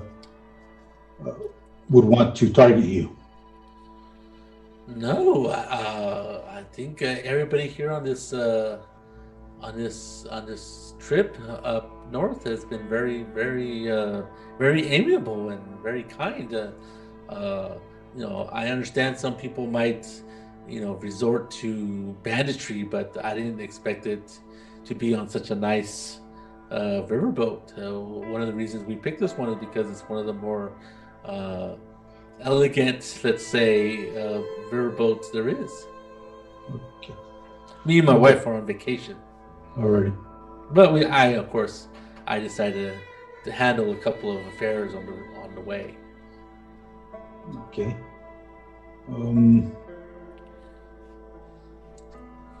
Was the door damaged? Was the door open when you came, or was it unlocked? I believe it was locked. Okay, so you didn't know it was a break-in until you came in, checked your papers, and figured something out what was missing. Oh, so I see what you're saying. So you think it might be somebody who works for the ship? Yeah, you never know. Sometimes employees aren't all completely on the up and up, and I just need to eliminate possibilities or add them to the list. Yes. Okay. Right. Well, trying to think what else I can look at Mossy. Just give him a look, see if he has anything to add, or just look around the room. Pretend to look at the window, see if it opens up or is any damage. I'm trying to look like I'm investigating here. Right. There's no windows. There's just a door. Okay, just the door. Yeah. Alrighty. And I'm just gonna look at the door. I'm gonna make it look like I don't really know he broke into it, so I'm really I'm really looking at this. Yeah. Okay, so give me a perception check. Yes. Ma. Looks like the classic burglar thieves' tools were used on the door. Yeah, you don't notice anything. There's no like obviously damage to the lock. So there you go. You know for a fact that it was not a break-in. It was very well done. You think somebody had the key. Too bad you didn't solve the mystery and unmask the villain right there. If it wasn't for those darn kids. Oh, you got away with for that darn Indian. Looks like an inside job. Oh, he said that, huh? Okay. Goes, I think the engine's right. Devereaux says. The native is right. And he starts looking at the door with you. like leaning at the door, and I don't even see scratches or any kind of anything breaking the wood. Very good observation. Okay. He seems very happy. Yeah, we will have to confer with the captain and pass along our thoughts and opinions, and you might want to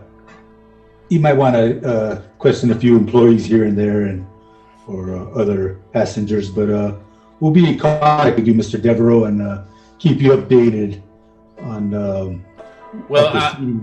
I'm getting off at Vicksburg, so we have a day before we land there. So maybe a list of people that know you were here. Provide that to us, please. Oh, okay. Yeah, let me think about it and write it down, and I'll send it to you in like a half an hour. So he seems really excited, and he sits down and takes out a sheaf of paper from his briefcase, and he pulls out a pen and a quill, and he starts writing down names. He goes, yes, I'll send it to you by one of these helpful not pages, but whatever you call them. Yeah. People, runners, whatever. The people who work for the boat, for like, the cargo handlers and stuff. Okay. So he kind of leaves you there in the doorway, put his back to you, like, he doesn't say anything, just I will get right on it. All right, we'll make our leave and go head back to the group. Okay. So this is 10 o'clock. So now it's like 11 o'clock. They start serving breakfast, lunch, and everybody can be in the dining hall. Okay. Well, we should probably meet in our room. We should probably meet in our rooms to discuss stuff and not in the open. Okay. You can wait till after lunch. Yeah. So just tell everybody to meet in one of our rooms and. After lunch, Remy. I'm hungry. Okay. You can wait. You don't want to be hangry. So probably, I don't know, you're the one getting paid the most, so you probably have the largest room. Okay. So you're basically in a room by yourself. It's probably, I'll put your name down here, your initial. You're on the second floor or third floor, depending on where you're at, and I'll put the R, the yellow R on the room. In your room, Remy. Okay, there you go. Wow. Okay. So, anyway, so you all pile into his room. It's a little cramped for 5 of you, 7 of you. Yeah. But you guys are all there. Whoever wants to show up. I would like to show up. I'll be there. All right. All right. So you know the captain. Drink. Go ahead, talk. What happened, Remy? Tell us. I can't hear you. He's just thinking about his thoughts. Connection going. Come on. Now I can hear you. Yep. Okay. All right. Yeah, it went out. Okay. Where'd Saul go? We went to get a drink. I'll be right back. Okay. Well, I will just let you know. You guys all heard what happened. Just met with the captain and went to talk to him, but I don't know. The only idea I got is, we always keep the money, but we just return the envelopes back to the captain or to Mr. Dever and said we found them at some random place, and then so now he knows he's being followed or whatever, or he still keep trying to make him think someone actually stole his stuff. I mean, I don't know, want to try to bluff because. Why don't you just say you found it and return it? He thinks it's a robbery, okay? He just doesn't have any. He hasn't made anything leading me to believe that he knows he's being, or that someone might be following him or trying to do something to him. So why don't you just say you found it and return it to him? That's what I'm telling you right now. I mean, do we even have? Got the two envelopes. I say we found them. I didn't say return them. That's why I'm. My idea was just to return them and say, hey, we found these in our course of investigation. Money's gone, your letter's gone, or did you make copies? Or whatever. Huh? Did you make copies? Copies? How you gonna make copies? With a pen. The pen is mightier than the sword. Well, we don't know how. We can't tell him we know how much money's in there. So, and then two, we can't tell him we know there's a letter in there. Well, the money's got to be gone just as a matter of principle. Right. So we just got the envelope. The letter, just the envelope of the letter, because it's legal mumbo jumbo that obviously if someone stole it, they would care less about it. So we return that letter and the empty envelope and say, yeah, we found these, in the cabin of one of the employees or something like that, Ooh, we get to keel haul somebody? No, you should have said that you found it. Zachariah. Huh? Not in somebody's cabin. You found it somewhere else. Yeah, I know, but I was just saying something like that, It was tossed in a barrel. Definitely don't want an innocent employee getting keel hauled. It was tossed in a trash barrel. Hey, what if we because he's on vacation with his wife, if somebody stole from him, maybe he's going to think that someone's after him, so maybe we offer our security services to him. Well, that's another angle too, but he might not take too kindly of being double dip because we're technically employees of the riverboat, and he's upset at the riverboat. So, I'm not. Well, he doesn't know that. Me and well, he doesn't know that. Oh, yeah, that's true. Well, hey, Hoji and Mock Security Services, you can moonlighting.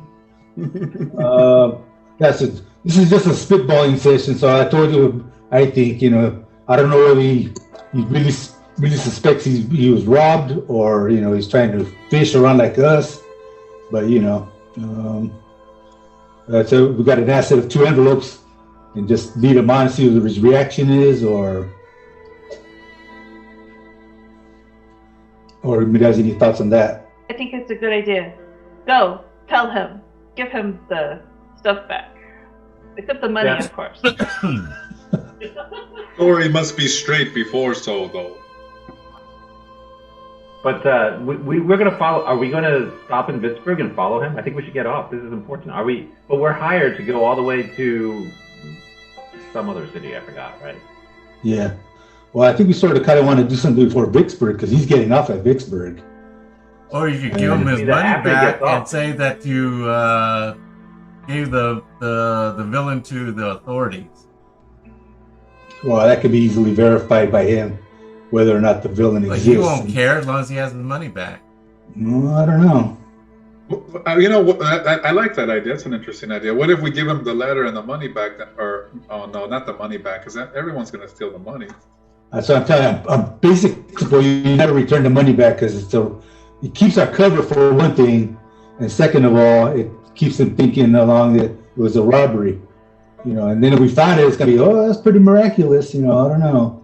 Or what if we throw one of our own under the bus and say, like Zachariah? We found the money on Zachariah, and then me and Hoji are going to take him to the local authorities. Yeah, Zachariah, you want to be bait, Zachariah? That doesn't sound too. That sounds pretty bold player. I like it. Sounds like you gotta step up to the plate here, Zachariah. Maybe Agustine's character. Planned. Isn't it a hanging offense to be stealing that much money? Well, if you throw yourself at the mercy of him, maybe. Especially if What if you say you found it? What if you say you found it?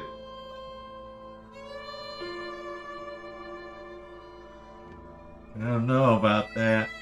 I say it's better just to give him back the letters and not do anything with the money, people. Yeah, the Lady Colleen that sounds like a really great plan. Unless we I like that plan. Like maybe we get but we bring Zachariah, slap some handcuffs on him, and say, "We found the man." Oh, that sounds great! And you're taking me to the sheriff's office, but you don't actually take me to the sheriff. No, but I'm going to be with you later on. We just pretend to lock you in the room, and then you're pretending to be a prisoner the whole time. That'll get us into. I think he'll be impressed with the Remy detective agency. Yeah, because we need a little bait to get that little rat moving out of his little cubby hole. Because I might get a reputation. Mama don't like no criminals in her family. Yeah. No risk it, no biscuit. Come on, you gotta. No. And so, what is our goal? Think the big picture. I know that Rodrigo just suggested this, but the goal would be to get ourselves into Ingratiate. Ingratiate to him. But then, for what purpose? Like, is there actually something we can get out of it? Well, right now we got squat. I mean, Devereaux's the guy we're after. We got him, but what do we want him to do? You put pressure on him by muscle or threatening or no, we just want to follow him, right? Or give him like a little. What are you gonna follow him to? He wants this. We got the situation. He wants the captain to resolve before we get to Vicksburg.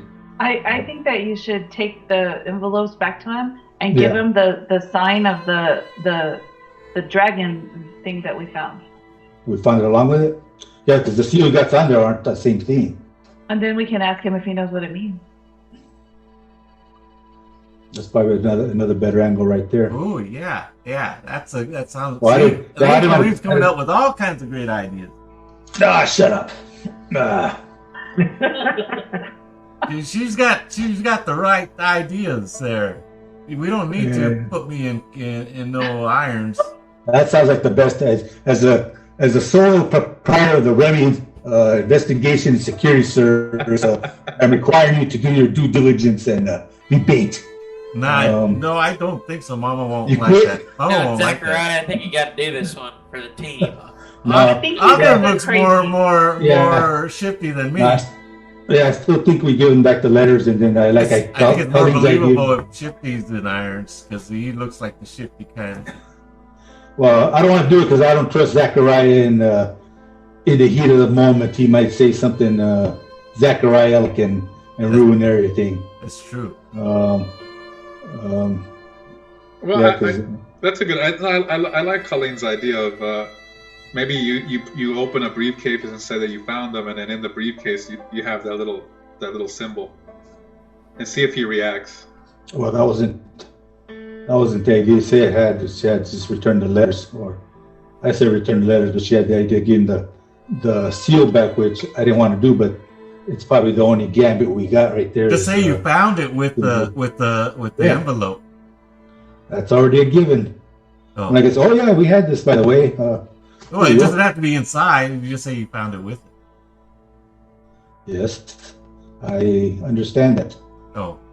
Okay, let's I go. thought you were saying Come putting on. it inside the envelope. No, I understand. We found these envelopes. I don't know what was in the one, but here's a letter in there, and we also found the seal. Yeah.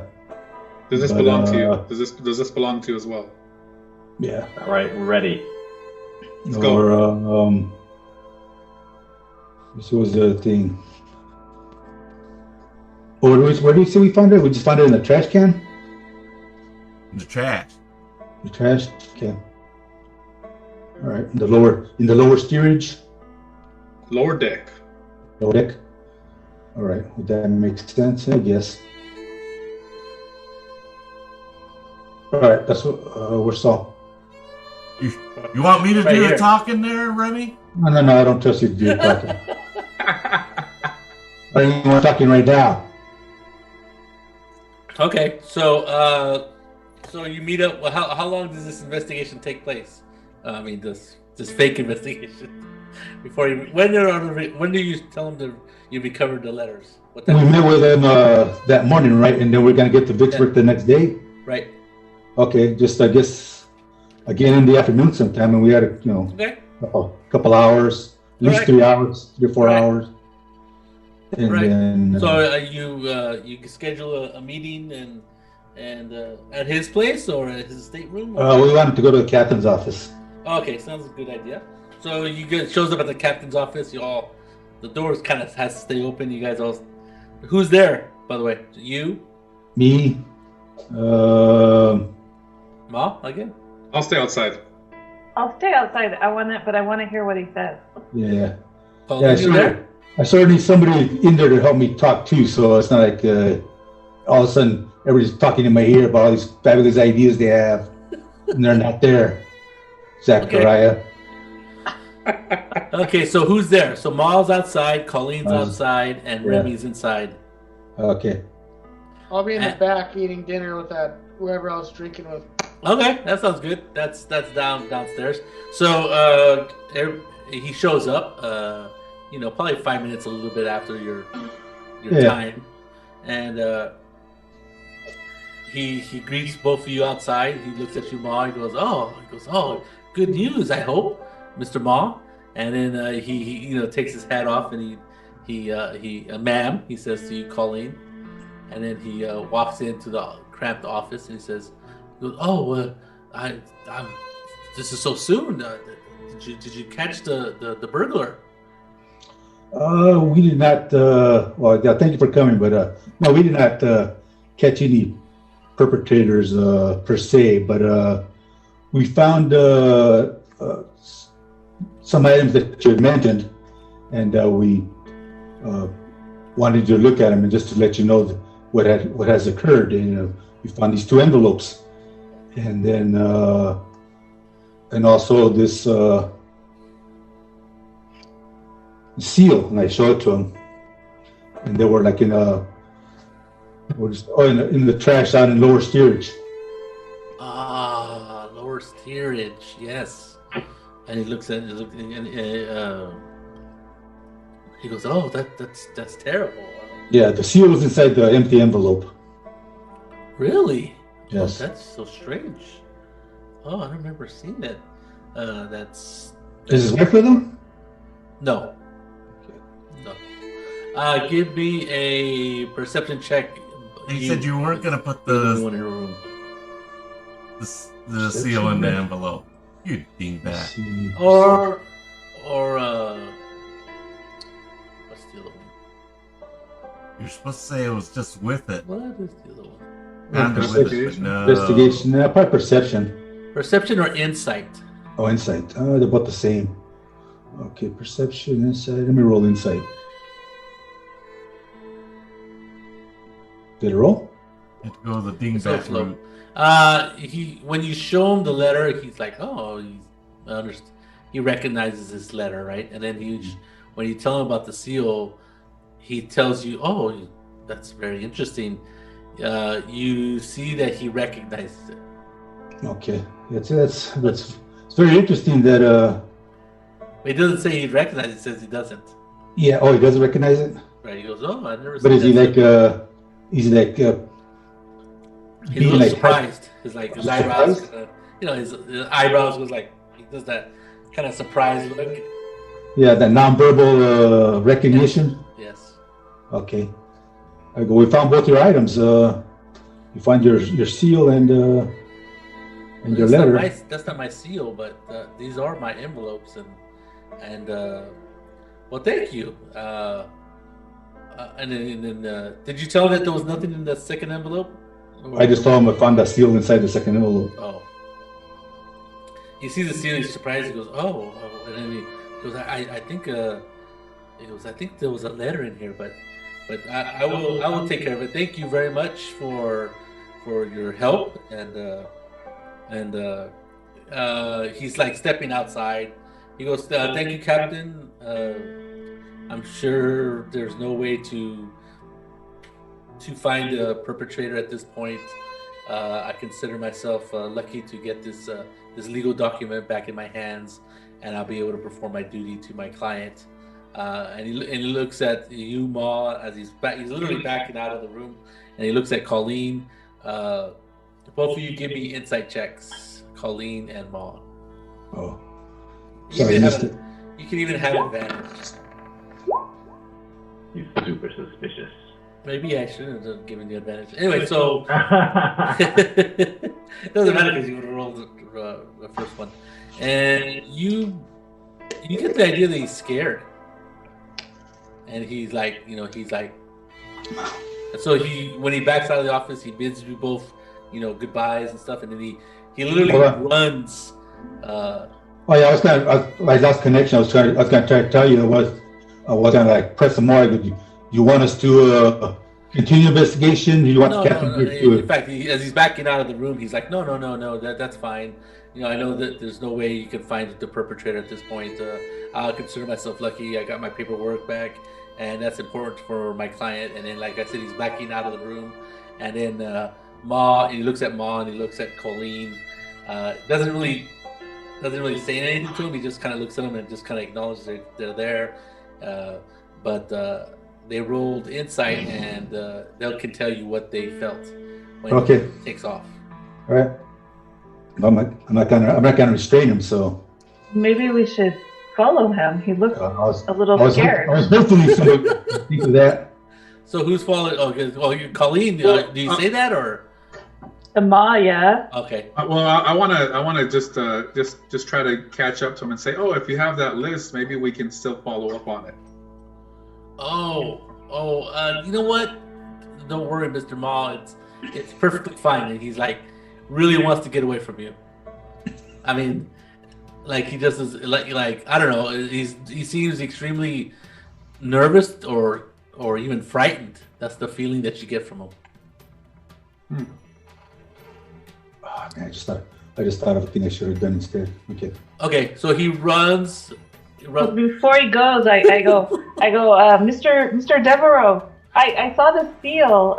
We met somebody who we saw the seal before. Do you know what the seal is? And he looks at. Why are you carrying it? And he looks at you, and he's like. And he looks at, and then hold on, let me roll my own insight.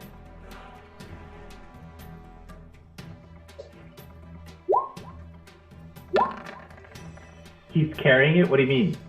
Did I miss something? How can he? It was in the envelope. Yeah, but that's because Rebby put it in. Yes, I know. Okay. Okay. See, Anyway.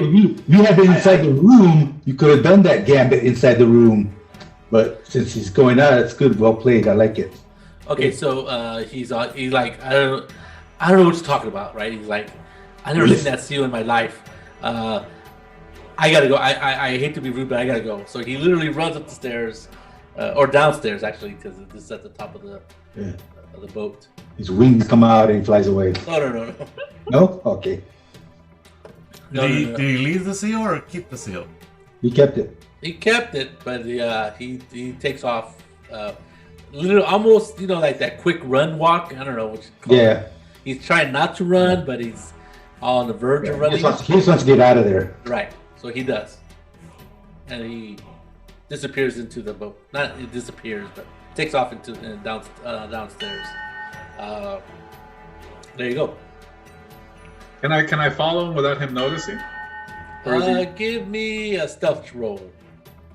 He is pretty. He seems almost paranoid.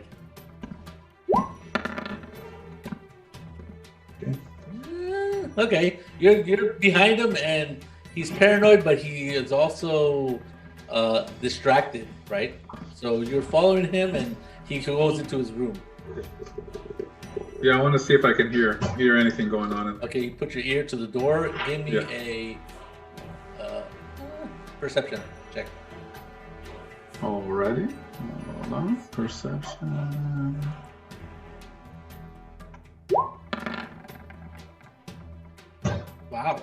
Wow. So you can hear clearly through the door, right? So you hear him saying something to his wife that's kind of imperceptible, and he goes, "Okay, Dira, this is the plan. Remember we talked about this. If this would ever to happen, it's gonna. We need to happen. It's happening now, right?" And he's like He's telling her that when they leave the boat, that she has to make her way to her mother's house in Pennsylvania, and then from there he will contact her in a matter of months. That's what she's here, and you can hear rustling, like maybe like a suitcase being put together, like that kind of thing. And then he goes, right now, dude, we're in the middle of a boat. We're supposed to go to Pittsburgh, and she seems a little bit, like not understanding and stuff. And he goes, no, we need to leave now. Okay, that's what you hear. All right. Well, I'm gonna. If there's a place I can kind of hide out and just keep an eye on the door. Yeah, you can go around the corner a little bit. You know, you see the map there. You could, all the way around the outside of the boat is open to the elements, right? It's like, you know, all around is Like a walkway, right? The like a walkway's on- walkway, yeah. And it's, you know, you could look over the edge of the boat. It's just a railing. So all this, let me see, I'm on the right spot. All this area around the boat is just open air. Oh, I see it. Yeah, and the X is where his room's at. X is where Yeah. the room's at. And, Okay. and the little indentation here is the door. So you could be where this Mexican guy is, or Okay. Yeah, that's what I'll just hang out right there. okay. So after about 5, maybe 10 minutes, you hear him going, just stick to the plan. He did right. Stick to the plan. And he goes, she's like, I don't understand, honey. I don't understand. He goes, okay, this is serious business. I told you this might happen. And then you see them running downstairs. Actually, he runs upstairs, actually. And he goes up to the captain's office. And then, But the boat is moving, right? It's not docked. No, yeah, right. The boat is moving. Yeah. And then, Remy and I are still outside the captain's office. are you still hanging out? Well, It's about 15 minutes later. Yeah, well, I would stay a little while just to talk to the captain, but I don't know if I'd stay that long. I don't know. You could like even make a. I don't know. Why would you stay that long? I just I'm asked him. waiting for Remy. Oh, okay. Yeah. So you ask him questions and I'm stuff. talking, yeah, what do you think? So do we need to investigate anymore? No, we have a Mr. problem. Mr. Remy, I think that was fantastic. I can't believe that you found the letter in such short time. That's an excellent work. I will tell Mr. Robertson that Mr. Roberts that you're very good at your job and you are to be commended. I will give you a letter of recommendation for Yes. getting Luck favors the prepared. yes, so you should get a bonus for such diligent work. Yeah, I was. Okay, so a little while, just maybe about 5 minutes later, you see Mr. Devereaux without his wife with a suitcase, and he runs into the office. I mean, he runs up to the office. I guess the door is closed. You leave it open. It's open. Okay. He goes, Captain Stewart, may I talk to you privately, please? It's an urgent matter.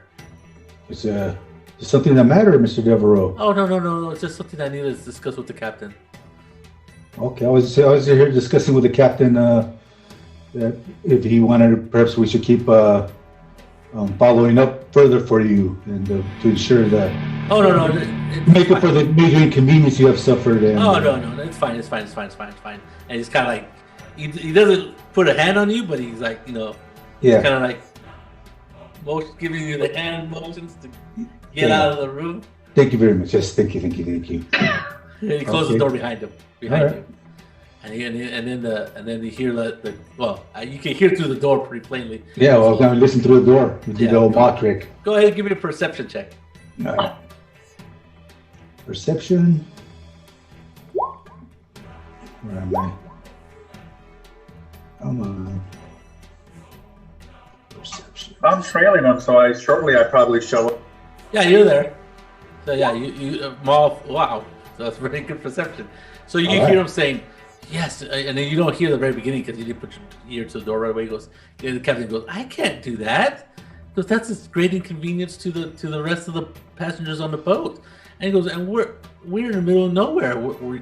I can't just stop the boat and let you off. And he's like, you must. It's and then you don't hear anything, but you hear him rifling through some like his pocket or something. And he goes, and he slams something on the table on his desk. You hear like his hand slap the table, and he goes, well, there's always extenuating circumstances that we can make things happen. Sounds like money. So that's why he goes, thank you. And then just let's say 10, 15 seconds later, the door opens, and he's wide-eyed, and he rushes past you without saying anything. Everybody who's in the hallway. Okay. And then the captain's like, he straightens out his vest and he puts on his captain's hat and he goes, "Oh yeah," and then he goes, "I got some business to take care of." So he closes his door, locks his door, and he goes upstairs to the engine room or the steering room, whatever. And you hear on this like little bullhorn type thing going, we're having some mechanical difficulties. We'll be making a short stop. Please, nothing's no danger involved. We just have to make sure that something is working in proper order. Okay. All right. So he's gonna try to get off the boat. So your security. I mean, that's kind of highly unusual. Yeah. Okay. So the next thing you see anybody on the boat. We'll see Devereaux running around looking for his wife. His wife is not around, that you can tell. And where are you, Arthur? I'm assuming we have our own room. Or what time of day is it? Afternoon. And I'm probably having lunch in the. Okay. Okay. Well, we're gonna go around telling everybody that Devereaux and his wife are trying to get off the boat. Should we stop? So are we trying to stop him? That's why I'm telling you guys. I mean, I guess we're gonna have to try to stop him. He is our only lead. Yeah, he's the reason we're here. Well, I don't know if you want to. Like when do I see him? Before or after Remy tells me that we're trying to stop him and get off the boat? I'm saying we get his wife and get her hold up somewhere and have him worry about that. See what he Hold does. her hostage? Well, it doesn't matter. But we can't be just holding up Mr. Devereaux and his wife together. If someone gets his wife, she has no idea who we are, and just keep her holed up somewhere. He's gonna have to deal with that matter. Yeah, like we accidentally lock her into a room. Yeah. Accident. Okay, yeah. I And, so you guys all be somewhere. I don't know. It doesn't matter where. And you disseminate this information. And where are you going, Arthur? I guess I'm gonna try to go look for the wife because we're trying to lock her in a room. So where on the boat are you gonna look? There's 4 stories, right? Yeah. I'll look on the first story. The bottom story? Yeah. The bottom story is where all the riffraff. The riffraff. Oh, okay. Then never mind. I'll look. that room is way at the top in the corner where that X is, the yellow X is. Oh yeah, okay. That's where their room is. Yeah. And then there's a top. Are our tokens already on this map or no? No. Just, So where would they disembark the boat? Like if we had docked, with what level? well, all the rowboats, which you would probably have to use the rowboat, is on the top level.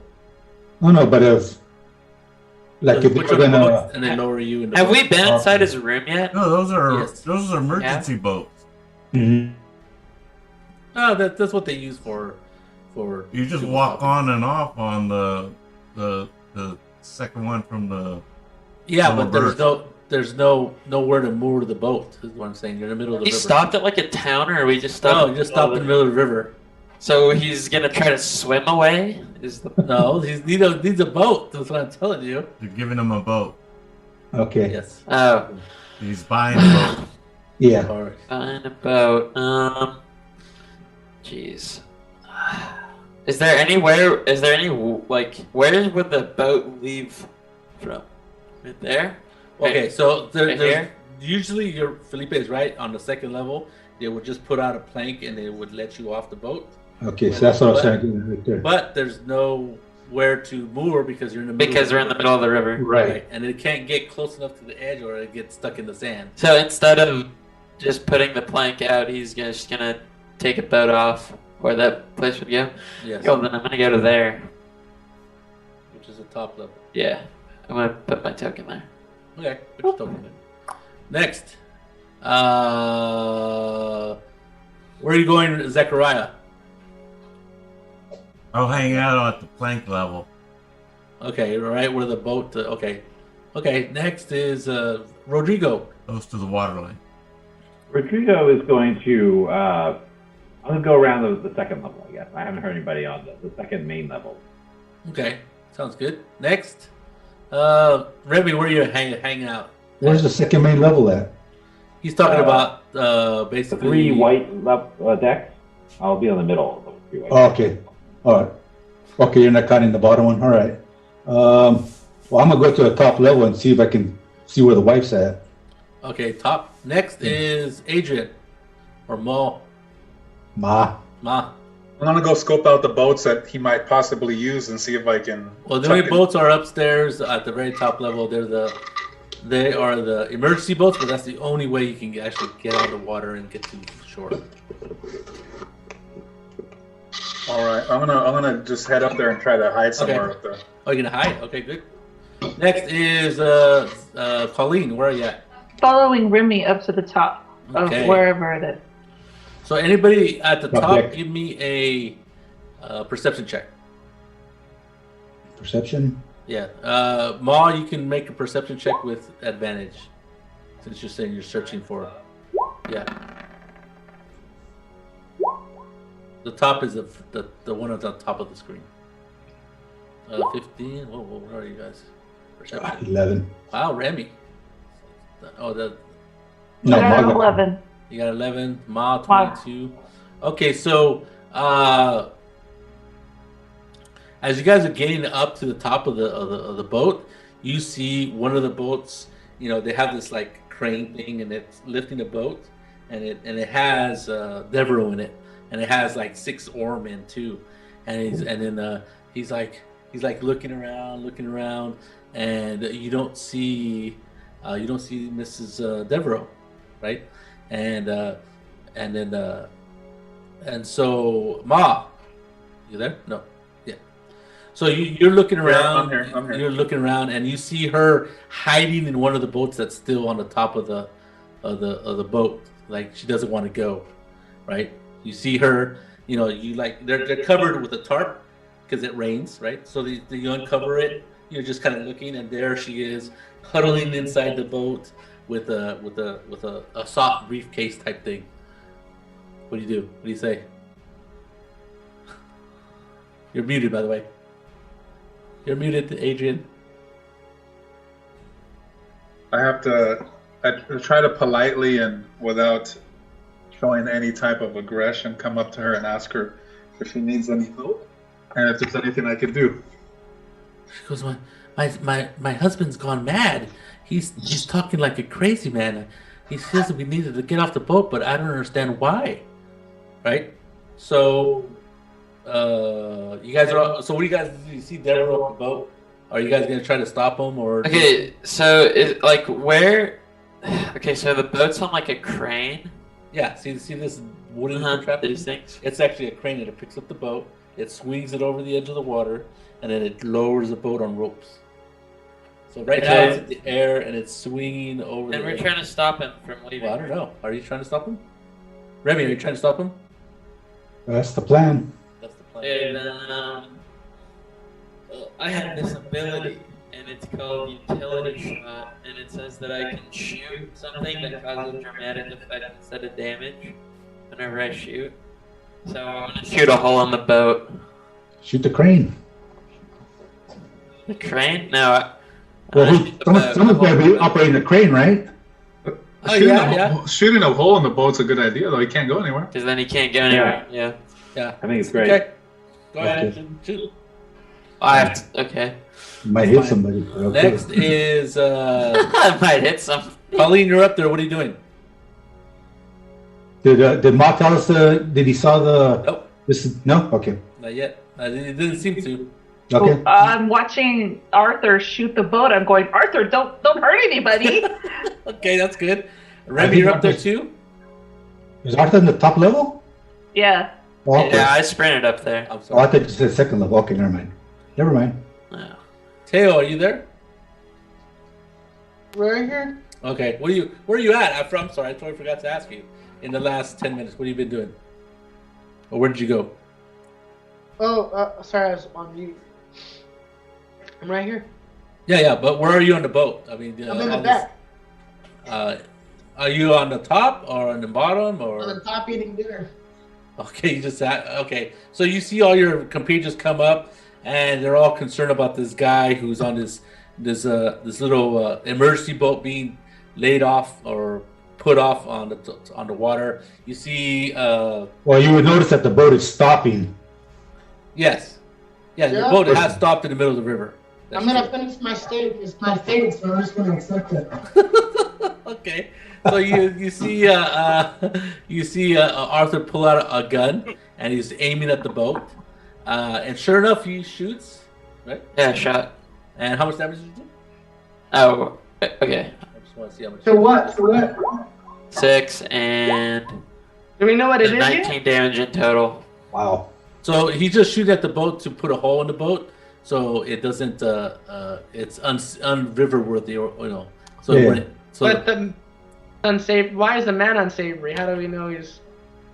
well, that's Devereaux. He's the guy who's the lawyer who was supposedly hired May to attack. Oh, you weren't there. Sorry. So there was an attack at the Arapaho Indian village or settlement, to go after Kit Carson. They were, you guys, not you, because you took off and went on Vision Quest, but the group was able to fend them off, and they found out that the person who had hired them was a lawyer from New Orleans, and that's why this was. Yeah, we're trying to figure out why there's so many attempts on Kit Carson's life, because it was like the third one. Right. Wait, Well, was somebody wants some Kit good, so. Carson Indian killer or something? Yes. Okay, so this is He's evil in his ways, though. so I could really care less. I'm gonna. Even... Well, he's not around right now. You guys, because you guys left on your Vision Quest, and these guys came west. They actually sent him with a representative of the Navajo who was at the Arapaho encampment. Yeah. And he's en route theoretically toward that camp to that not, it's not a reservation, but to Navajo lands. Oh, Yeah, he's not around. So I have a No. vested interest because he's an Indian killer too. Who's that? Devo? Devereaux? No, Yeah. we don't know. Okay, then no, it doesn't matter. I'm just. I guess I'll just see. I'm just gonna see. Wait for events to unfold. Okay. All right. So you shot the hole in the boat. The boat the shoot, the shot rings out, and it just splinters part of the keel of the boat, and he hits it so it goes through the front part, Nice shot. like a V, and it goes through both parts of the hole, and so and it splinters and it just explodes. Nice shooting, Tex. What are you doing, Remy? Okay, what did I notice, Ma? Give me Well, because I rolled my perception, we all rolled at the same time, and right. Oh, what was your perception? Ma's the only one that did anything, but I would assume I could see Ma going. You can see Ma. You can see him, opening boats, because they're covered with canvas. And he opens one and he closes it, opens one, and then you hear the shot ring out, and you're looking at the boat where it got hit. And then you look back at Ma. He seems to be, he had opened the boat, then opened the cover off one boat, and he seems to be looking down more intently than the other ones. Okay. But I don't think he said anything yet. Yeah. Okay. I'll go to the edge to see what.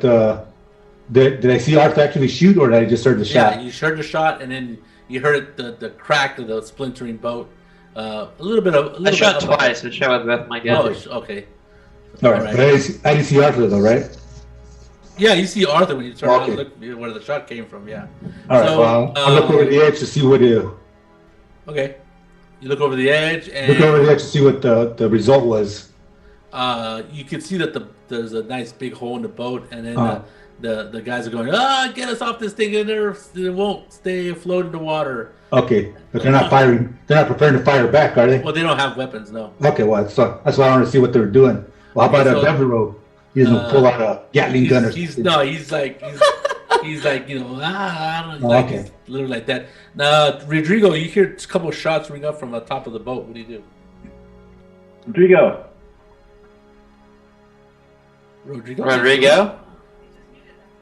You just muted yourself. How about Zachariah? What are you doing when you hear the shots ring up? I'm looking over the side and looking up. Okay, so you see the boat that's dangling in the air from the top deck, and you can see that you can see there's damage on the front of the boat. What are you doing, Rodrigo? Rodrigo's going to run up to where the shots ring out. Cool. Okay. So next thing is Everybody, you make it to the top, no problem, Rodrigo. Everybody on the top, make a perception check. Okay. Another one? Yes. All right. I'm assuming Arthur's not saying yelling anything out. No. Well, no, I'm just shooting because you guys said that we needed to stop them. So I'm letting my pistol yell for me. Pistol, insight? Perception. Perception. Good. Ma is very perceptive today. Yeah, he is. Let's see if Remy's still alert here. Semi. 13. So Ma, you're talking to the lady inside the boat, and she's like, and then she's talking to you. She's going, my husband's gone crazy, and she's looking up at you, out of the boat, and then her gaze kind of shifts to the side, and she looks and she just stops talking. Okay. What do you do? You read it. I'm gonna have to turn around and make sure to see what she's looking at. Straight up into the sky, so it's just kind of weird. Uh-oh. Okay. Well, I tell her I'm gonna have to tell her to come with me, and then while I tell her to come with me, I look up because we just heard gunfire too, right? Yes. Yes. And then if you look up you're looking up as your plate of vision looks up, you see Arthur there, kind of smiling at himself because he's just shot this big old hole in the boat. And he says, he's like, like nodding to her, Remy, because you wanted the boat stopped, I stopped the boat, kind of thing. And then your gaze keeps going up, and up in the middle of the sky, you see something, what looks to be a large bird, just doing the circling thing toward Oh, towards shit, the the boat. Lord of Light. Not this again. And so, hold on. Get out of here. Get on the boat! Get on the boat! Get on the boat! Shoot the boats, Arthur! I can't stop! Remy doesn't notice it. Arthur doesn't notice it. Rodrigo, you're coming up the stairs. You kind of see this thing spiraling down toward the riverboat.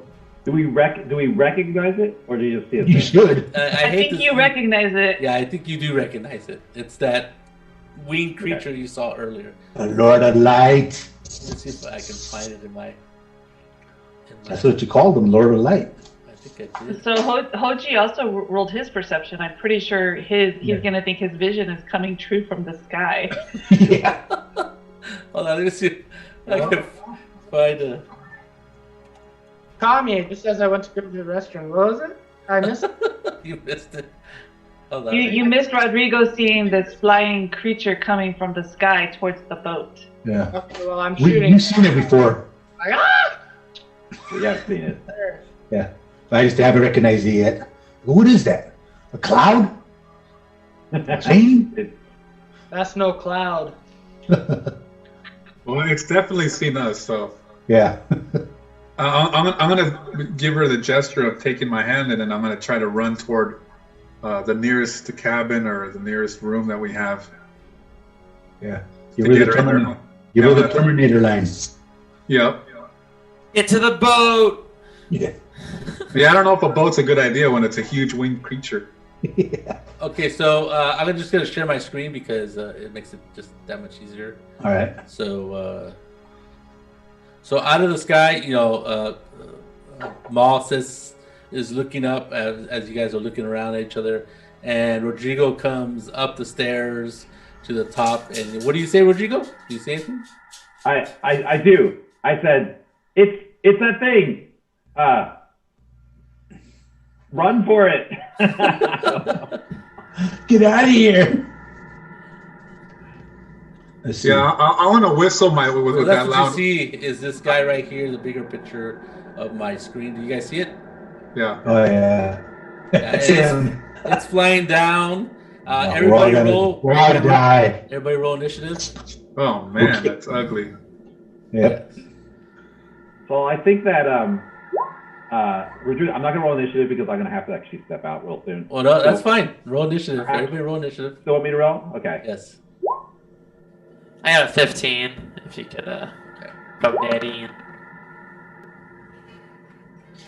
Oh, let me get the. I have a feeling my dad's gonna leave us on a cliffhanger here. It's just a feeling. Just a I got a 16, not bad. But I don't have my character. Ma's paralyzed in fear. Yeah. So is Rodrigo. I think that just because both of us actually saw this thing and we're very Not frightened. again. Not again. Okay. I did some good damage to it last time. Okay, so as it's spiraling downward, you hear it echoing this laughter, and just echoes, booms throughout this whole area. And then Devereaux looks up and he's like, he doesn't have anything to say, and it basically lands on the boat with Devereaux, and it hugs him with his wings, and it starts trying to fly up, and we'll stop there. Okay. It's got Devereaux. Well, okay. I don't like Devereaux, but I don't like that demon a lot more. Yeah, what's going on? What's going on? Silver bullets are getting loaded. Good thing I bought some. Okay, so we'll stop here. Okay. Just to make things interesting. 2 weeks. 2 weeks is like I don't know. In the new year. Happy New Year, everybody. Happy New Happy Year. New Year. Hopefully everybody has a Happy safe one. Indeed. Maybe next year we'll Happy New actually Year. be able to get together and do something in real life. Hopefully. Yeah, that'd be awesome. So All right, guys, guys. have a good one. Thanks Okay. for playing. All right. All right, guys. Take care. Talk to you Okay. guys in 2 Happy weeks. New Year. Happy New Okay, Year. buddy. Happy New Year, everybody. Thanks. Bruce. Bye. Bye-bye. Let's see.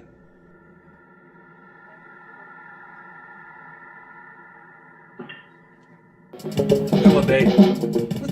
See you, Saul.